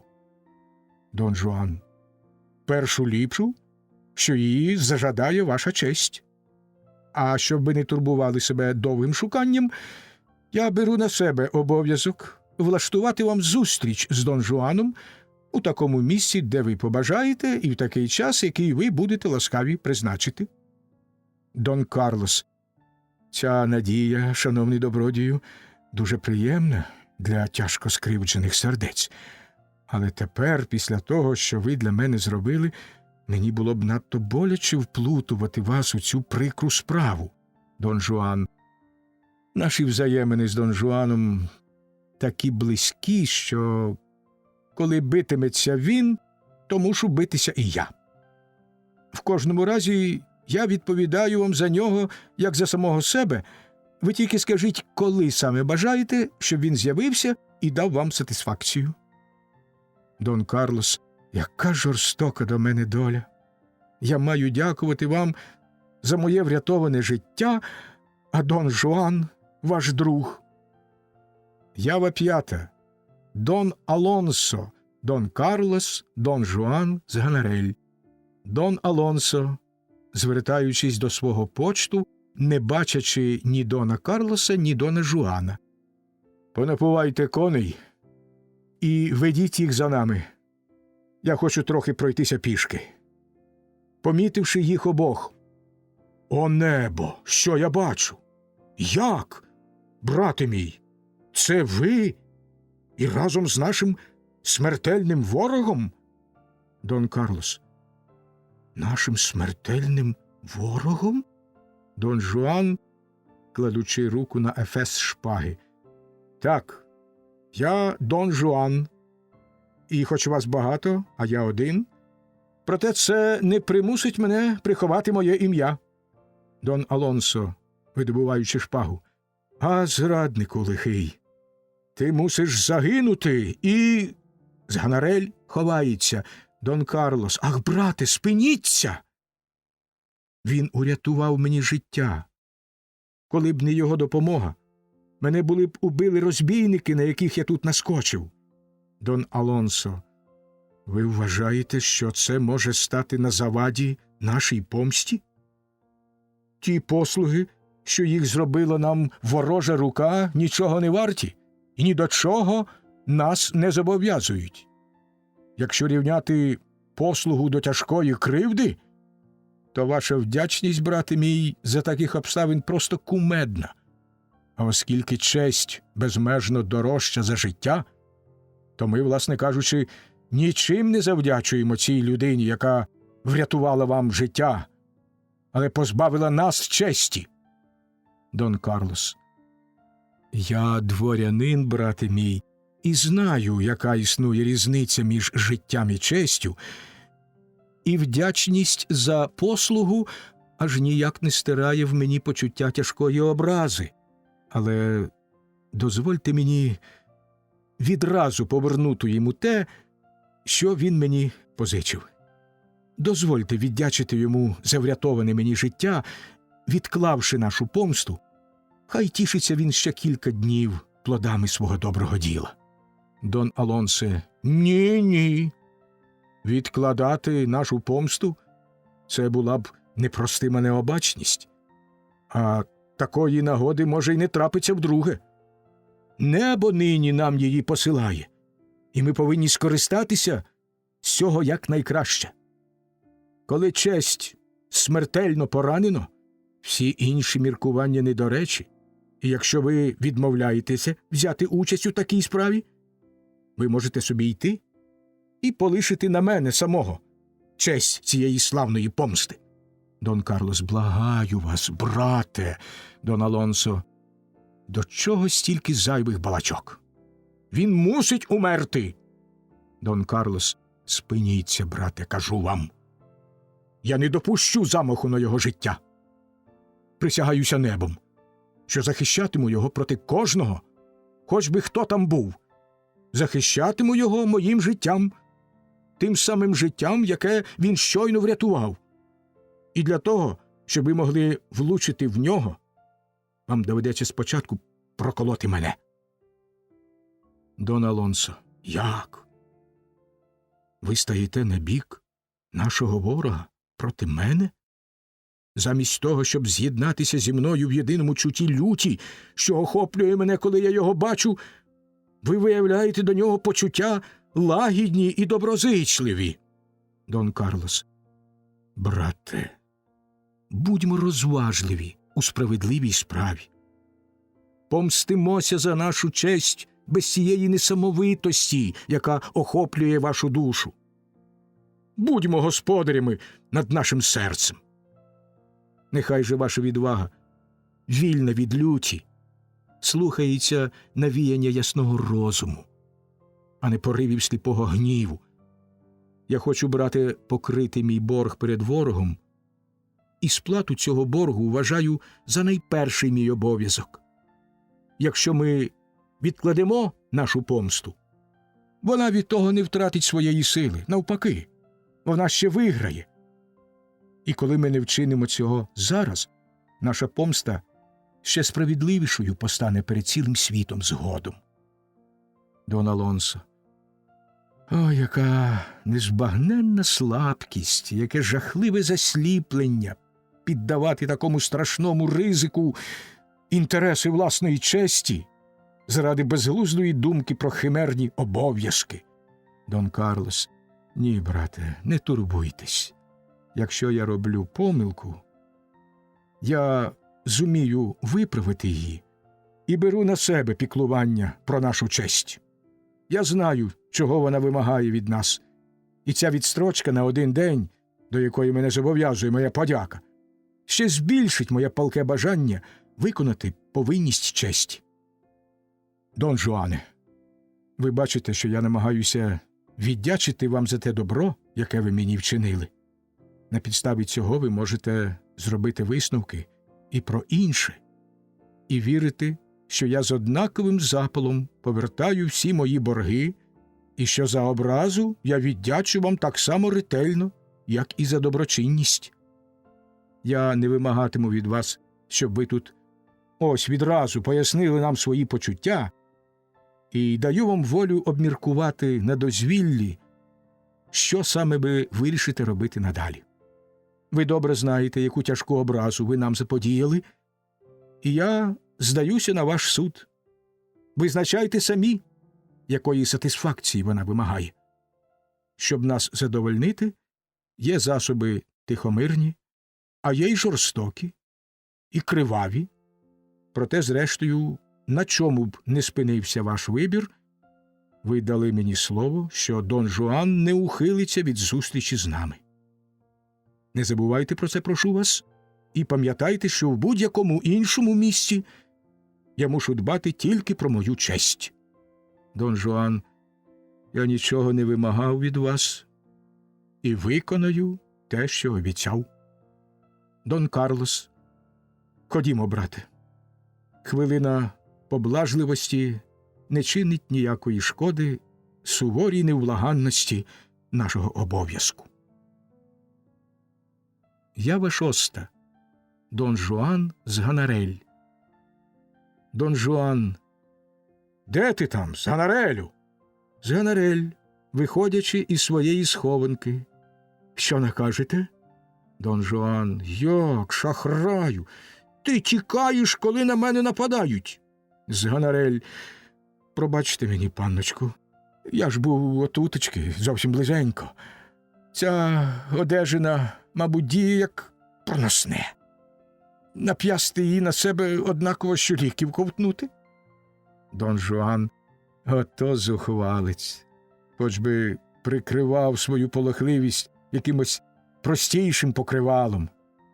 А чи ти знаєш, кому я врятував життя? З Ганарель.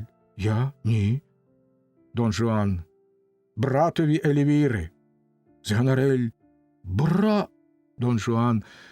Він людина цілком порядна, поводився як слід, і мені дуже шкода, що ми не поладили між собою. З Ганарель. Вам було б легко все це виправити, Дон Жуан. Так, але від моєї пристрасті до доньї Ельвіри не лишилося вже й сліду. І взагалі будь-які обіцянки зовсім мені не по душі. В коханні я люблю свободу. Ти ж це знаєш. І ніколи б не зважився замкнути я своє серце в 4 стінах. Я вже казав тобі 20 разів, що маю природжений нахил линути душею до всього того, що мене вабить. Серце моє належить усім красуням, і всі вони можуть по черзі здобувати його і володіти ним стільки, скільки їм пощастить. Стривай, що то за чудова будівля? Бачиш, он там, поміж деревами. З Ганарель. Ви не знаєте? Дон Жуан. Ні, не знаю. Згонорель. Так. То склеп, що його замовив для себе командор незадовго перед тим, як ви його вбили. Дон Жуан. Ах, твоя правда. Я й не знав, що він тут. Усі навперебій розповідали мені чудеса про цю споруду та командорову статую. Мені хочеться піти подивитись. Згонорель. Пане, не ходіть туди. Дон Жуан. Чому? Згонорель. Це нечемно йти дивитися на людину, яку ви вбили. Дон Жуан. Навпаки, я хочу скласти цей візит на знак чемності. І командор повинен прийняти його дуже ласкаво, якщо він вихована людина. Ну, давай, увійдемо. Склеп розчиняється, видно статую командора. Згонорель. Ох, як же тут пишно! Які статуї! Який мармур, які колони! Ох, як же пишно! Що ви на це скажете, паночку? Дон Жуан. Скажу, що я ще не бачив, щоб чистолюбство мерця сягало так далеко. Дивна річ. Людина, яка задовольнялася за життя більш-менш скромним житлом, раптом схотіла мати таку розкіш, коли вона вже їй ні до чого. Згонорель. А ось і командорова статуя. Дон Жуан. 100 чортів! Який чудовий вигляд має він у цьому вбранні римського імператора. Згонорель. Їй право, пане, пригарна робота. Чисто як живий, тільки що не говорить. Він так зиркає на нас, що я, мабуть, добре злякався б, коли б я був тут сам. Здається мені, що і йому не дуже приємно нас бачити. Дон Жуан. То не гаразд. Це означало б, що він погордував моїм візитом. Запитай у нього, чи не бажає він завітати до мене на вечерю? Згонорель. Я гадаю, що він цього не потребує. Дон Жуан. Запитай, кажу тобі. Згонорель. Жартуєте ви чи що? Та це ж збожеволіти треба, щоб ото так собі з доброго дива розмовляти із статуєю. Дон Жуан. Роби, що я тобі кажу. Згонорель. От химерна примха. Сеньоре командоре. Набік. Таку дурницю роблю, що аж самому себе смішно. Але так наказує мені мій господар. Голосно. Сеньоре командоре, господар мій Дон Жуан запитує вас, чи не зробите ви йому честі завітати до нього на вечерю? Статуя киває головою. Ай! Дон Жуан. Що таке? Що з тобою? Та кажи ж! Чого ж ти мовчиш? Згонорель, киваючи головою, як статуя. Статуя. Дон Жуан. Ну, далі. Що ти хочеш сказати, негіднику? Згонорель. Та ж я кажу вам, що статуя.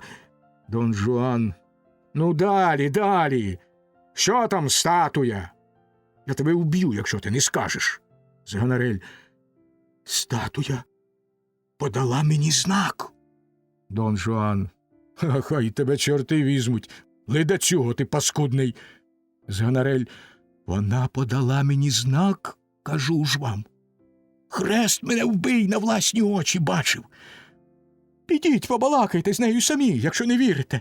Може... Дон Жуан. Ходім, пройди світе. Ходім. Я доведу тобі, я покажу тобі, який ти боягуз. Гляди мені. Чи не бажає сеньор командор завітати до мене на вечерю? Статуя ще раз киває головою. Зганарель: я й 10 пістолів не дав би за таку розвагу. Та як же, пане? Дон Жуан: назад! Ходімо звідси. Зганарель сам: ось вони, оті вільнодумці, які ні в що не хочуть вірити. Дія 4. Сцена являє собою покої Дон Жуана. Ява 1. Дон Жуан, Зганарель, Раготен. Дон Жуан до Зганареля: як би там не було, покиньмо це. То просто дрібниця. Нас могла ввести в оману мінлива гра світла і тіней, міг підвести якийсь туман, що затьмарив наш зір. Зганарель: ех, пане, не силкуйтеся заперечувати те, що ми бачили на власні очі. Він і справді кивнув головою. Я як зараз усе те бачу. Я не маю сумніву, що небо, обурене вашим життям, вчинило це чудо, щоб не вести вас на розум і може врятувати вас від... Дон Жуан: слухай! Якщо ти й надалі не докучатимеш мені твоїми дурними повчаннями, якщо ти мені ще хоч слово про це скажеш, я покличу когось, накажу принести батога з волових жил, звелю 3 або 4 міцно тебе тримати та всипати тобі так, що ти до віку того не забудеш. Зрозумів? Зганарель: а як же, пане? Чудово зрозумів. Ви висловлюєтеся напрочуд ясно. Оце то й добре у вашій вдачі, що ви не любите говорити манівцями, а завжди з'ясовуєте все напрямки. Дон Жуан: гаразд. А тепер хай подають мені вечерю, тільки мерщій. Хлопче, стільця. Ява 2. Дон Жуан, Зганарель, Лав'йолет, Раготен. Лав'йолет: пане, там прийшов ваш постачальник, добродій Діманш. Він хоче з вами побалакати. Зганарель: маєш. Дуже нам треба, щоб іще й кредитор перся до нас із своїми солодкими словами. Чого це йому раптом заманулося правити з нас гроші? Чому ти не сказав йому, що пана немає вдома? Лав'йолет: я вже майже годину втолкмачую йому це в голову. А він не хоче вірити і розсівся там, дожидається. Зганарель: ну і нехай собі чекає, скільки душенька його забажає. Дон Жуан: ні, навпаки, впустіть його. Це дуже погана політика – ховатися від кредиторів. Треба ж їм чимось відплатити. А я знаю секрет, як спроваджувати їх вельми вдоволеними, не давши їм жодного дублона. Ява 3. Дон Жуан, добродій Діманш, Зганарель, Лав'йолет, Раготен. Дон Жуан: а, добродію Діманше, заходьте, будь ласка, заходьте. Який же я радий, що бачу вас, і як я розгнівався на моїх слуг за те, що вони не відразу провели вас до мене. Я наказав, щоб до мене нікого не впускали, але ж цей наказ ж ніяк не стосується вас. Ви маєте право на те, щоб для вас мої двері були відчинені завжди. Добродій Діманш: уклінно вам дякую, добродію.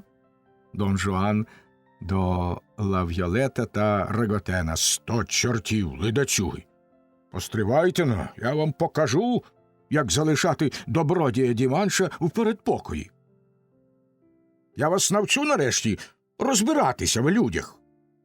Добродій Діманш: це пусте, добродію. Дон Жуан до добродія Діманша: як то пусте? Насмілитися вам сказати, що мене немає вдома, це вам, добродієві Діманшу, найкращому з моїх друзів. Добродій Діманш, до ваших послуг, добродію. Я прийшов, Дон Жуан. Гей, стільця для добродія Діманша. Мерщій! Добродій Діманш. Добродію, мені й так добре. Дон Жуан, ні, я хочу, щоб ви сиділи біля мене. Добродій Діманш. Та ви не клопочіться. Дон Жуан. Приберіть цього складаного стільця і принесіть крісло. Добродій Діманш. Ви жартуєте, добродію, і Дон Жуан, ні. Я знаю, що ви для мене зробили. Я повинен вам бути вдячний. Я не хочу, щоб між нами робили якусь різницю. Добродій Діманш. Добродію, Дон Жуан. Сідайте. Добродій Діманш. Це зовсім зайве, добродію. Я маю сказати вам одне тільки слово. Дон Жуан, сідайте ж, кажу вам. Добродій Діманш. Ні, добродію, мені й так добре. Я прийшов, щоб... Дон Жуан, ні. Я не слухатиму вас, доки ви не сядете. Добродій Діманш. Нехай буде по-вашому, добродію. Дон Жуан, слово честі, добродію Діманше. А ви таки ні в року вам добре виглядаєте. Добродій Діманш. Так, добродію, уклінно вам дякую. Я прийшов, Дон Жуан, на ваше здоров'я можна позаздрити. Губи свіжі, на щоках рум'янці, та ще й такі очі жуваві. Добродій Діманш. Я хотів би, Дон Жуан, а якся має пані Діманш, ваша дружина? Добродій Діманш. Дуже добре, добродію, хвалити Бога. Дон Жуан. Прехороша жінка. Добродій Діманш. Вона до ваших послуг, добродію. Я прийшов, Дон Жуан, а ваша маленька дочка Клодіна, як там вона? Добродій Діманш. Чудово, Дон Жуан, дуже миле дівчатко. Я люблю її від щирого серця. Добродій Діманш. То забагато честі для неї, добродію. Я вам, Дон Жуан, а малятко Колен, так само, як і раніше, щиняє гуркіт на своєму барабані? Добродій Діманш. Як і раніше, добродію. Дон Жуан, а ваш песик Брюске гавкає так само голосно, як і раніше? І так само люто хапає за ноги всіх, хто до вас приходить? Добродій Діманш. Ще гірше, як колись, добродію. Нічого з ним не вдієш. Дон Жуан, не дивуйтеся, що я так докладно розпитую вас про всю вашу родину. Я дуже турбуюся нею. Добродій Діманш, ми вам безмежно вдячні, добродію. Дон Жуан, простягаючи йому руку, вашу руку, добродію Діманше. Адже ж ми з вами друзі, чи не так? Добродій Діманш. Добродію, я ваш найпокірніший слуга. Дон Жуан. 100 чортів, я щиро до вас прихильний. Добродій Діманш. Надто велика честь для мене. Дон Жуан, чого б тільки я для вас не зробив. Добродій Діманш. Добродію, ви занадто добрі до мене. Дон Жуан, і то зовсім не корисливо, вірте мені, прошу вас. Добродій Діманш. Я ж ніяк не заслужив такої ласки. Але ж добродію, Дон Жуан. Знаєте що, добродію Діманше, давайте, без церемоній. Чи не бажаєте ви повечеряти зі мною? Добродій Діманш. Ні, добродію, я мушу відразу ж повернутися додому. Дон Жуан, підводячись. Гей, факела сюди, мерщій! Посвітіть добродієві Діманшу, і нехай 4 чи 5 моїх слуг візьмуть мушкетони і проведуть його додому. Добродій Діманш, підводячись також. У тому немає потреби, добродію, я чудово дійду і сам, але... Зганарель швидко забирає крісла. Дон Жуан. Що ви? Ні, я хочу, щоб вас провели. Я дуже про вас турбуюсь. Адже я ваш найпокірніший слуга, і, крім того, ще й ваш боржник. Добродій Діманш. Ах, добродію, Дон Жуан, я з тим і не криюся, і всім про це розповідаю. Добродій Діманш. Коли б, Дон Жуан, може, ви хочете, щоб я сам вас провів? Добродій Діманш. Ах, що ви, добродію, ви жартуєте. Добродію, Дон Жуан. Дозвольте ж обняти вас, коли ласка ваша. Ще раз прошу вас, будьте певні, що я цілком ваш, і що немає в світі такої послуги, якої б я вам не зробив. Виходить. Ява четверта. Добродій Діманш. Зганарель. Зганарель. Треба признатися, мій господар таки дуже вас любить. Добродій Діманш. Це правда, він такий гречний зі мною і говорить мені такі милі речі, що я ніяк не можу бодай хоч словом нагадати йому про гроші. Зганарель. Запевняю вас, що всі ми залюбки наложили б за вас головою. Я дуже хотів би, щоб з вами сталася якась пригода, щоб, приміром, комусь заманулося потягти вас палицею.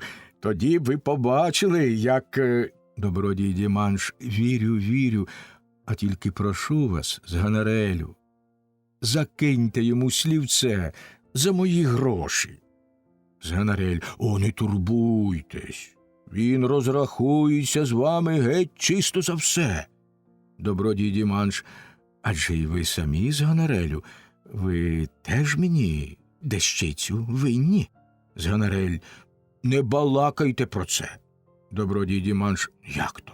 Я, Зганарель, та невже ж таки я не знаю, що я вам винен?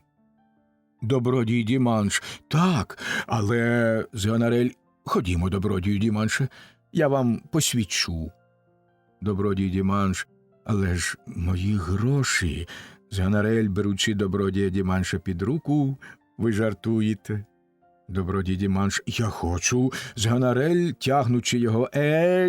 Добродій Діманш. Я вважаю. Зганарель, штовхаючи його до дверей. Пусте. Добродій Діманш. Але, Зганарель, знову штовхаючи його. Годі, годі. Добродій Діманш. Я.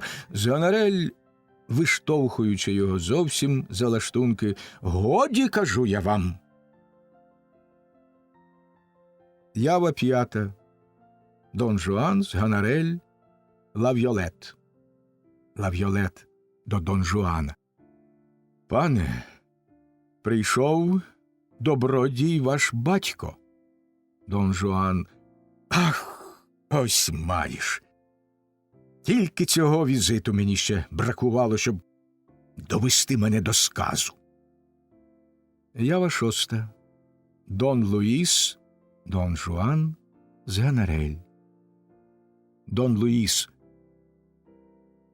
Я бачу, що я вам перешкодив і що ви охоче обійшлися б без мене. Кажучи правду, і ви, і я обоє ми досить дивним чином не докучаємо один одному. Як вам набридло бачити мене, так і мені набридло дивитися на вашу гидку безпутність. Ах, які ж бо ми необачні! Як мало розуміємо ми, що робимо, коли не довіряємо небові піклування про наші потреби, коли хочемо бути розумніші за нього, і набридаємо йому нашими безглуздими бажаннями та нерозважними просьбами. З невгамовною жадобою бажав я мати сина. Випрохуючи його, я безустанно слав до неба палки мої благання. І ось тепер цей син, якого воно, втомлене моїми моліннями, нарешті мені подарувало, тепер цей син став горем і мукою для мого життя, що в нього він мав внести втіху й розраду, як я сподівався. Якими очима, на вашу думку, можу я дивитися на безліч ваших негідних вчинків? Адже ж усе їх паскудство важко прим'якшити, важко приховати від сторонніх очей. Як можу я дивитися на цю нескінченну низку мерзенних дій, які раз у раз примушують нас зловживати добрістю короля, і які вже підірвали в його душі цінність моїх заслуг і вплив моїх друзів? Ах, як же ви низько впали, мій сину!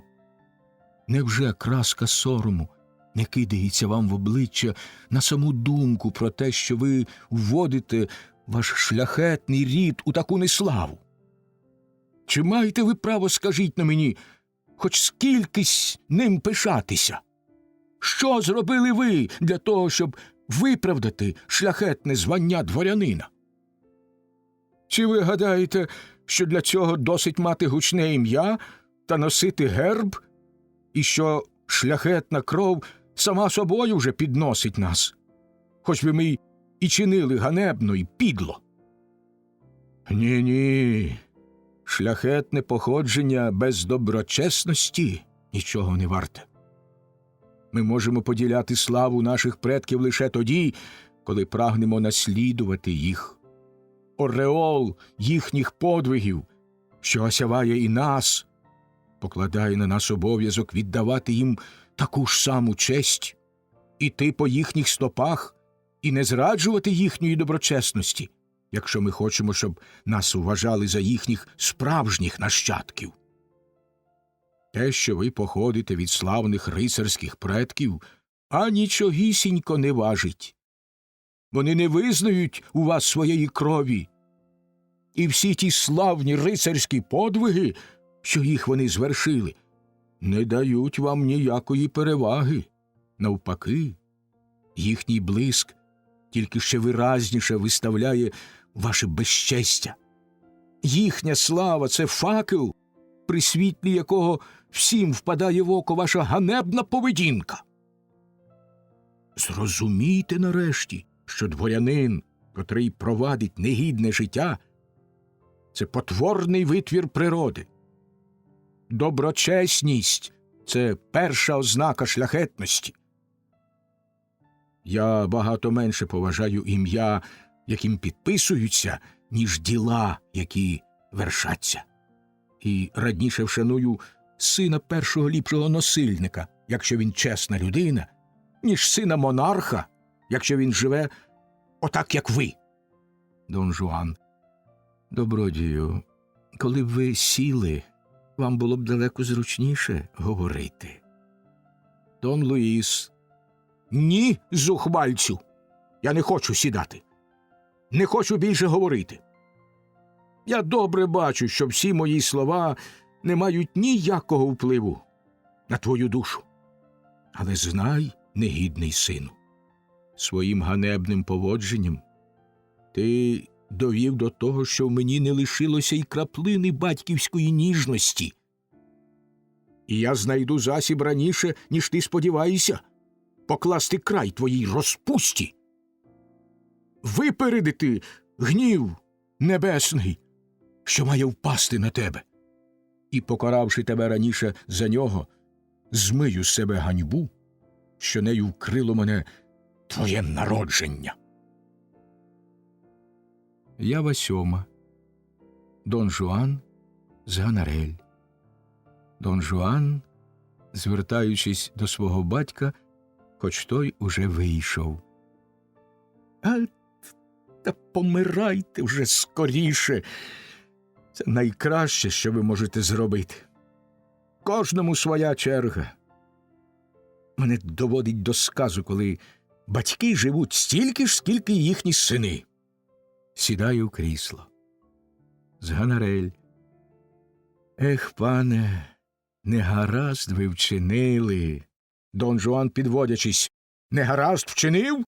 З Ганарель, тремтячи. Пане. Дон Жуан. Я негаразд вчинив. З Ганарель. Так, пане, негаразд ви вчинили, що вислухали все, що він вам тут набалакав. Повернули б ви краще його за плечі, та й в потилицю, та в двері. Чи то ж видано, де таку зухвалість? Батько приходить навчати свого сина, умовляє його позбутися своїх вад, подумати про своє походження, жити так, як живуть усі чесні люди, та виголошує ще силу селенну різних подібних дурниць. Чи ж можете знести така людина, як ви, що й сама добре знає, як треба жити? Дивуюся я з вашого терпіння. На вашому місці бувши, я б його миттю спровадив. Нишком набік. О, клята догідливість, до чого ти мене доводиш? Дон Жуан. Чи дочекаюсь я нині вечері? Ява 8. Дон Жуан з Ганарель, Реготен. Реготен. Пане, там прийшла якась пані під вуаллю. Хоче з вами поговорити. Дон Жуан. Хто б це міг бути? З Ганарель. Подивимось. Ява 9. Донья Ельвіра під вуаллю, Дон Жуан з Ганарель. Донья Ельвіра. Не дивуйтеся, Дон Жуане, що ви бачите мене в такий час і в такому вбранні. З причини поважної прийшла я сюди. Те, що я маю вам сказати, не терпить зволікання. Зараз мої груди не палають більше гнівом, як кілька годин тому, і тепер я вже зовсім не така, яка була сьогодні вранці. Доньї Ельвіри, що проклинала вас, що її обурена душа посилала вам лише погрози і кипіла ненавистю та помстою, тієї доньї Ельвіри більше не існує. Небо вирвало з моєї душі все оте негідне захоплення, що вабило мене до вас, усю ту несамовиту злочинну пристрасть, усі ті пориви земного, грубого кохання, і зберегло в моєму серці лише чисте полум'я, вільне від будь-якої хтивості. Зберегло лише цнотливу ніжність, безкорисливу любов, яка піклується не про себе, а тільки про вашу добру долю. Дон Жуан нишком до Зганареля. Ти плачеш, здається? Зганарель. Пробачте. Донья Ельвіра. Ця висока і чиста любов привела мене до вас для вашого добра, щоб від імені самого неба остерегти вас і спробувати врятувати вас від безодні, до якої ви нестримно прямуєте.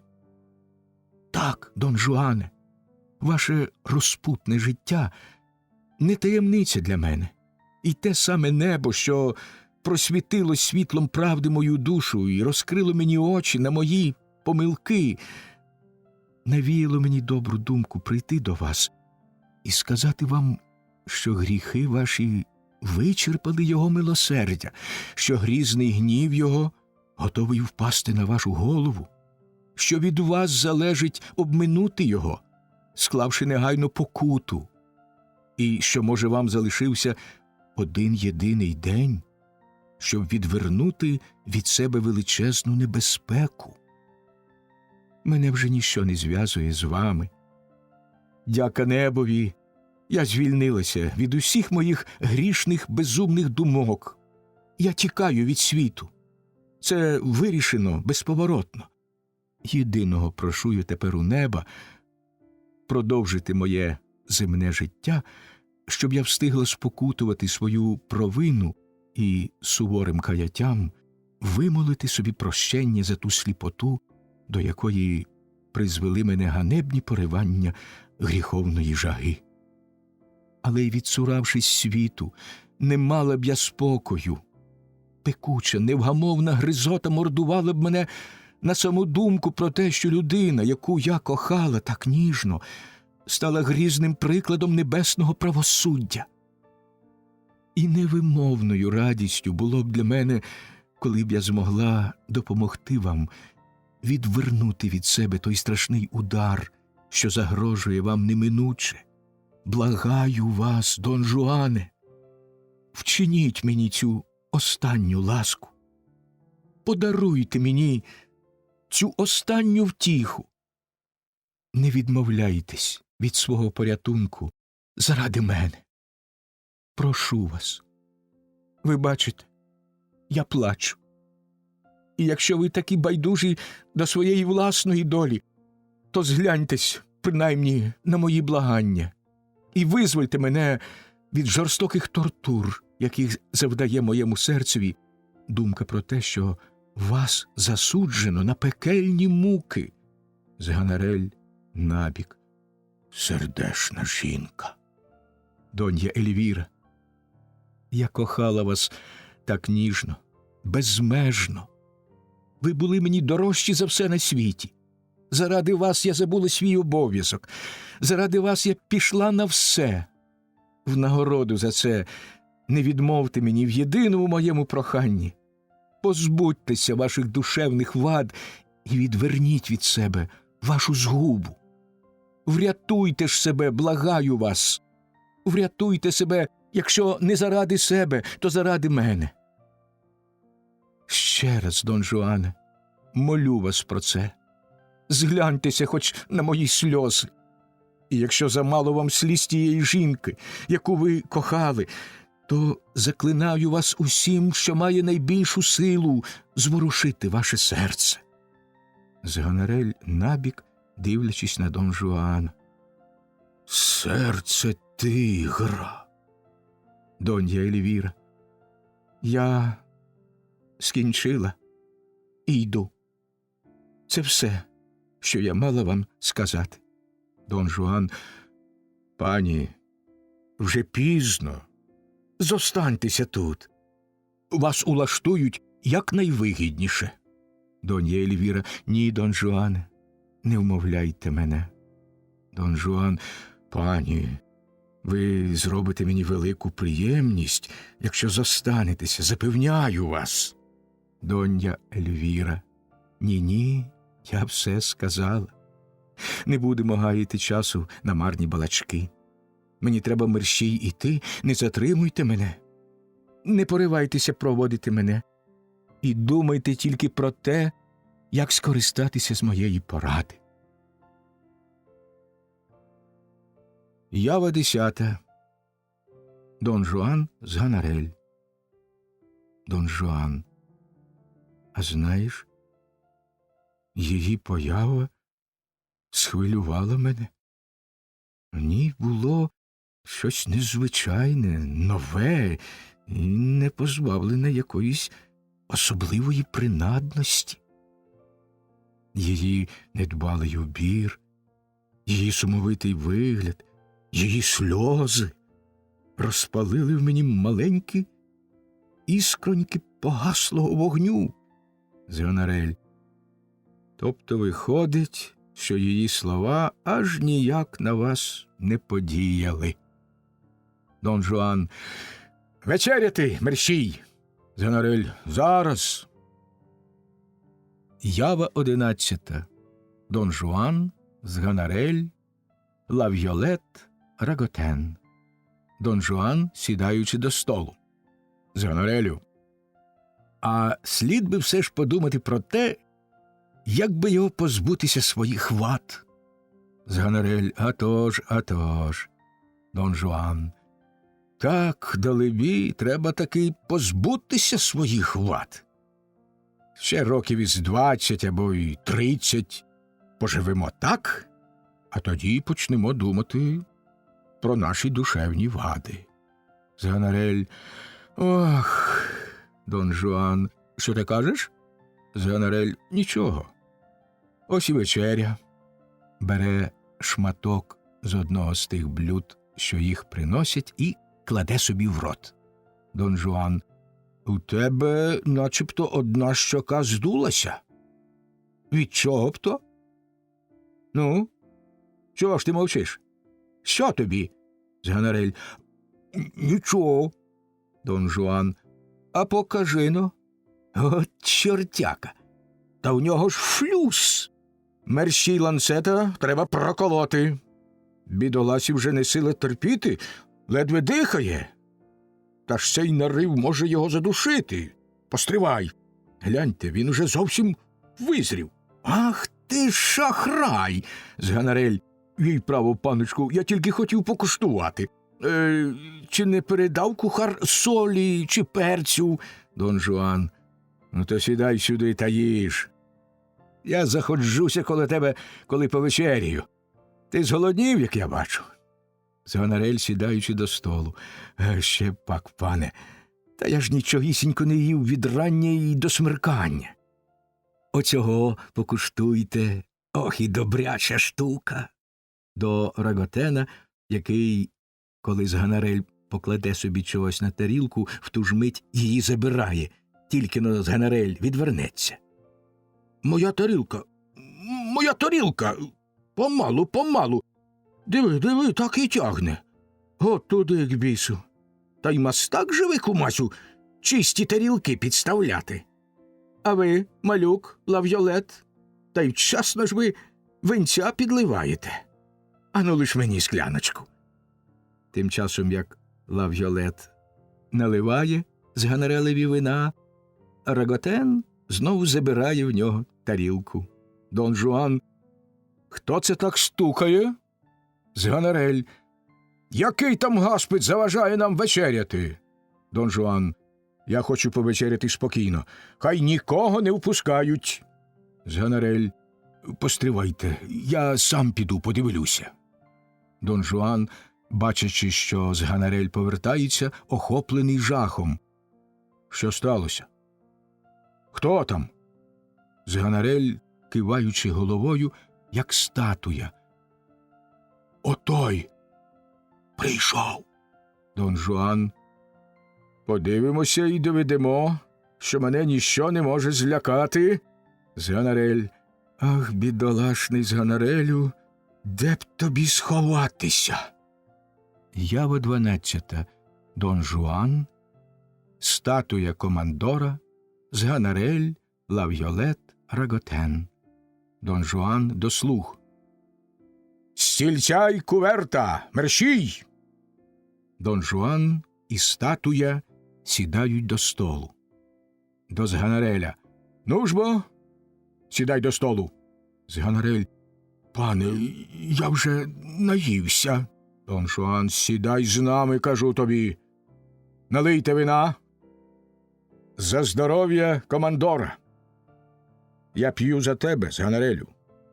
Дайте йому вина. Зганарель. Пане, я вже напився. Дон Жуан, пий і заспівай твоєї пісеньки, щоб ушанувати командора. Зганарель. Я захрип, пане. Дон Жуан, пусте, співай.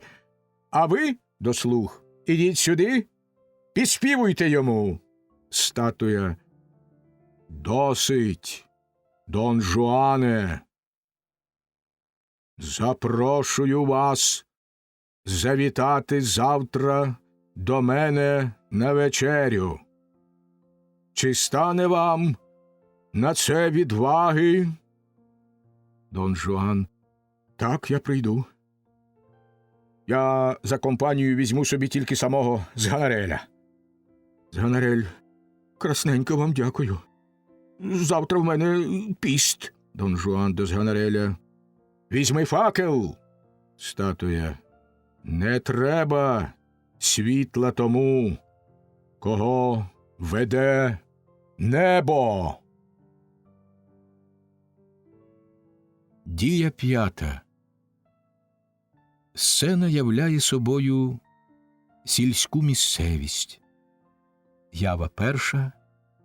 Дон Луїс, Дон Жуан, Зганарель. Дон Луїс. Як? Сину мій, та невже ж милосердне небо зглянулося на мої благання? Невже ви кажете мені правду? Чи не маните ви мене облудною надією?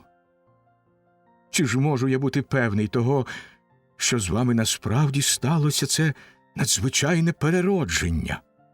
Дон Жуан. Так, я зрікся всіх моїх помилок, я вже не той, що був учора увечері. Небо раптово змінило мою вдачу, і ця зміна вразить цілий світ. Воно осяяло мою душу, і полуда спала мені з очей. Жах мене бере, коли я озираюся тепер на те засліплення, що в ньому так довго перебував, і на те злочинне, розпусне життя, що я його так довго провадив. Я пригадую всю ту гидоту, яку я чинив, і дивом великим дивуюся, як небо могло її так довго терпіти, і вже 20 разів не звалило на мою голову грізних ударів свого правосуддя. Я бачу, яку велику ласку подарувало мені милостиве небо, не покаравши мене за мої злочинства, і хочу скористатися з неї як слід. Хочу перед очима цілого світу змінити своє життя, спокутувати мої колишні провини з усіма їх спокусами і постаратися заслужити у неба прощення усіх моїх гріхів.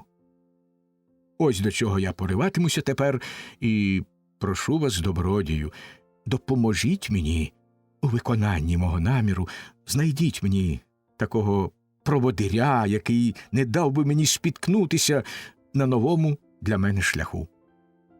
Дон Луїс, о сину мій, як легко повертається батьківська любов, і як швидко на першому ж слові щирого каяття зникають з нашої пам'яті тяжкі образи, які заподіяв нам син. Я вже забув усі прикрості, що ви їх мені вчинили. Все стерли в пам'яті слова, які я щойно від вас почув. Делебі, я не тямлю себе, я плачу від щастя. Всі мої сподівання здійснилися, і мені більше нічого просити в неба. Обніміть же мене, сину мій, і благаю вас, будьте непохитні в цьому гідному хвали намірі. А я піду мерщій до вашої матері, понесу їй цю радісну звістку, щоб поділити з нею солодкі пориви мого безмежного захвату та скласти небові глибоку подяку за те благодайне рішення, яке воно вам навіяло. Ява друга. Дон Жуан з Ганарель. З Ганарель. Ох, паночко мій, який же я радий, що ви покаялися і починаєте нове життя. Довго ж я цього дожидався, і ось, дякувати небові, всі мої бажання справдилися. Дон Жуан. 100 чортів, та й йолоп же. З Ганарель. Як то? Йолоп. Дон Жуан. Як? Та невже ж ти вважаєш за щире золото все те, що я зараз говорив? Невже ти гадаєш, що уста мої були на той час у згоді з моїм серцем? З Ганарель. Як? То виходить, це все... Ви не... Набік. Ах, що за людина, що за людина, що за людина? Дон Жуан. Ні. Я ані трішечки не змінився, і почуття мої все такі ж, як і були. З Ганарель. То на вас не подіяло навіть оте придивне чудо, ота статуя, що рухається й говорить? Дон Жуан. У цьому й справді є щось таке, чого я не збагну. Але хоч би що там було, воно не спроможне ні переконати мій розум, ні зворушити мою душу. І коли я сказав, що хочу змінити свою поведінку, провадити зразкове життя, то це зроблено з суто політичних міркувань. Я змушений вдаватися до воєнних хитрощів, змушений прикидатися, щоб поладнати з батьком, що мені потрібний, і вберегти себе від сотень прикрих несподіванок, що їх можуть нам заподіяти чужі люди. Я говорю з тобою відверто, з Ганарелю, і дуже радий, що маю свідка, перед яким я можу відкрити свою душу і звірити йому справжні мотиви, що примушують мене діяти саме так. Зганерель: як? Ви ні в що не вірите, а проте хочете видати себе за доброчесну людину? Дон Жуан: а чому б і ні? Скільки є таких, як я, що вдаються до цього ремесла і надівають ту ж саму маску, щоб вельми спритно дурити світ. Зганерель: ах, що за людина, що за людина! Дон Жуан: тепер цього вже не соромляться. Лицемірство нині – модний порок, а всі модні пороки сходять за доброчесність. Роль людини з добрими засадами – найкраща з усіх ролей, що їх тільки можна зіграти.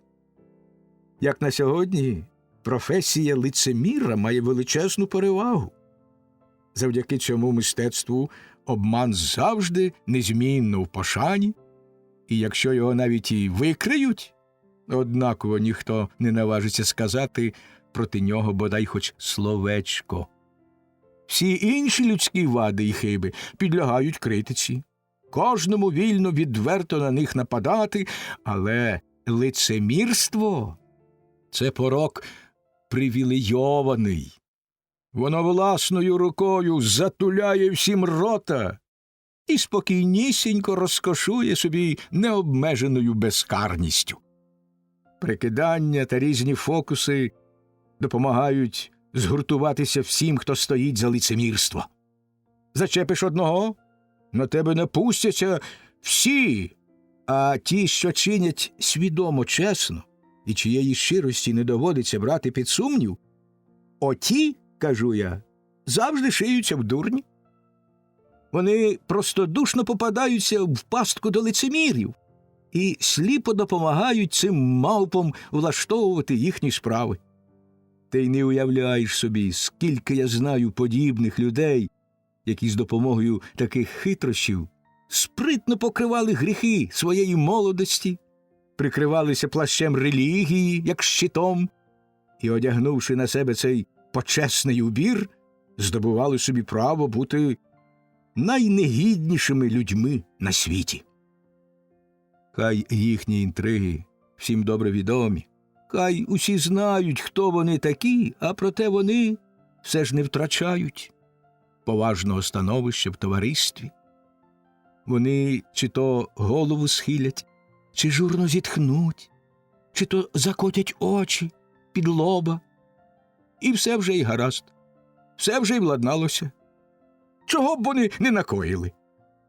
Під оцим благодійним захистком я й хочу сховатися, щоб на майбутнє убезпечити від різних несподіванок мої особисті справи. Ні за що не покину я моїх улюблених звичок. Але я критимуся від усіх і розважатимусь потайки. А якщо мене й викриють, я сам не поведу й рукою. Вся зграя заступиться за мене і відборонить мене хоч би від кого. Одне слово, це найкращий спосіб безкарно чинити все, чого б тобі не заманулося. Я видаватиму себе за цензора громадської моральності. Ні про кого не скажу й однісінького доброго слова, а доброї думки буду тільки про себе. Якщо хто мене хоч ледь-ледь зачепить, я не подарую цього до віку і приховаю в душі моїй непримиренну ненависть. Я гратиму роль охоронця небесних законів і під цим пристойним приводом переслідуватиму моїх ворогів, обвинувачуватиму їх у невірстві і зумію підбурити проти них запеклих і довгоязиких фанатиків. А ті, не відаючи, в чому справа, ганьбитимуть їх по всіх усюдах, обкидають їх болотом і, спираючись на свою таємну владу, прилюдно їх засудять. Ось як треба користуватися з людських хиб. І розумна людина саме так і пристосовується до пороків свого сторіччя. Зганарель. О небо, що я чую? Тільки того й бракувало, щоб ви до всього іншого ще й лицеміром зробилися. То вже найвище паскудство. Пане, оце останнє, то вже край. На всякий терпець буває кінець, і я не можу більше мовчати. Робіть зі мною, що хочете. Бийте мене, лупцюйте мене нещадно, вбийте мене, якщо воля ваша. Але я мушу дати моєму серцеві полегкість і, як вірний слуга, сказати вам те, що я сказати мушу. Знайте, пане, що доти глек воду носить, доки вухо вірветься. І як пригарно каже щодо цього один письменник, не знаю тільки, як його звати, мовляв, людина в цьому світі однаково, що птах на гілці. Гілка тримається за дерево. Хто тримається за дерево, той додержується добрих приписів. Добрі приписи дорожчі за красні слова. Красні слова кубляться при дворі. При дворі домують придворні. Придворні додержуються моди. Мода постає в фантазії. Фантазія є здатність душі. Душа є те, що дає нам життя. Життя кінчається смертю. Смерть примушує нас думати про небо. Небо простилається над землею. Земля аж ніяк не море. На морі гуляють бурі. Бурі розбивають кораблі. Кораблі потребують добрих стерничих. Добрий стерничий має в голові добрий розум. Доброго розуму не мають люди молодого віку. Люди молодого віку повинні слухатися старих. Старі полюбляють багатство. Багатство робить людей багатими. Багаті люди не те, що вбогі живуть у злиднях. Злидні не мають закону. Хто не має закону, той живе як тварюка. Отже, ви потрапите у пекло до чортів у зуби. Дон Жуан. Ого! Ну й намудрував. Чудово! Зганарель. Якщо і це вас не пройняло, то нарікайте на себе. Ява третя. Дон Карлос, Дон Жуан, Зганарель. Дон Карлос. Дуже радий, Дон Жуане, що зустрів вас. Переговорити з вами і довідатися про ваше рішення багато зручніше тут, ніж у вашій господі. Ви пам'ятаєте, звичайно, що я у вашій присутності взяв на себе цю справу. Щодо мене, не потаю від вас. Моє найпалкіше бажання – перевести сварку на мир, і я все ладен зробити для того, щоб і ви вступили на цю стежку, щоб почути, як ви привселюдно назвете мою сестру своєю дружиною. Дон Жуан лицемірно. Шкода. Від щирого серця хотів би я дати вам сатисфакцію, якої ви бажаєте, але небо рішуче проти цього. Воно навіяло моїй душі спасенний намір змінити своє життя, і в мене тепер єдина думка – безповоротно відмовитися від усіх почуттів, що зв'язують мене зі світом, якнайшвидше зректися геть усякої земної марноти і намагатися віднині суворою поведінкою спокутувати ту злочинну розбещеність, до якої призвів мене запал нерозсудливої юності. Дон Карлос. Цей намір, Дон Жуане, аж ніяк не розбігається з тим, про що я кажу. Товариство шлюбної жінки може дуже добре поєднатися з тими похвальними помислами, які вам навіяло небо. Дон Жуан. На жаль, це не зовсім так. Адже сестра ваша вирішила зробити те саме. Вона вирішила відцуратися світу, піти в монастир. Ласка Духа Святого спливла на нас обох одночасно. Дон Карлос. Її рішення піти в монастир не може нас задовольнити, бо до цього спричинилося те, що ви знехтували нею і нашою родиною, а наша честь вимагає, щоб сестра жила з вами. Дон Жуан, запевняю вас, що це неможливо. Адже і я мав саме таке найщиріше бажання. Про це тільки й мріяв. Ще нині прохав я у неба поради, але почув голос, який просвітив мене, щоб я покинув думку про вашу сестру, і що з нею разом я не врятую моєї грішної душі. Дон Карлос, і цими красномовними словами, Дон Жуане, ви сподіваєтесь засліпити нам очі? Дон Жуан, я скоряюся голосу неба. Дон Карлос, як? Ви хочете, щоб я вдовольнився подібними речами? Дон Жуан, так хоче небо. Дон Карлос, виходить, ви викрили мою сестру з монастиря лише для того, щоб покинути її потім. Дон Жуан, так наказує небо. Дон Карлос, і ви гадаєте, що ми знесемо таку ганьбу в нашій родині? Дон Жуан, волайте до неба. Дон Карлос, та що ж це? Все небо та небо. Дон Жуан, небо бажає, щоб було саме так. Дон Карлос, досить, Дон Жуане. Я вас зрозумів. Не зараз я розрахуюся з вами. Тут для цього непідходяще місце. Але я знайду вас. І будьте певні, що вам не доведеться довго на мене чекати. Дон Жуан, ви вчините так, як ви собі схочете.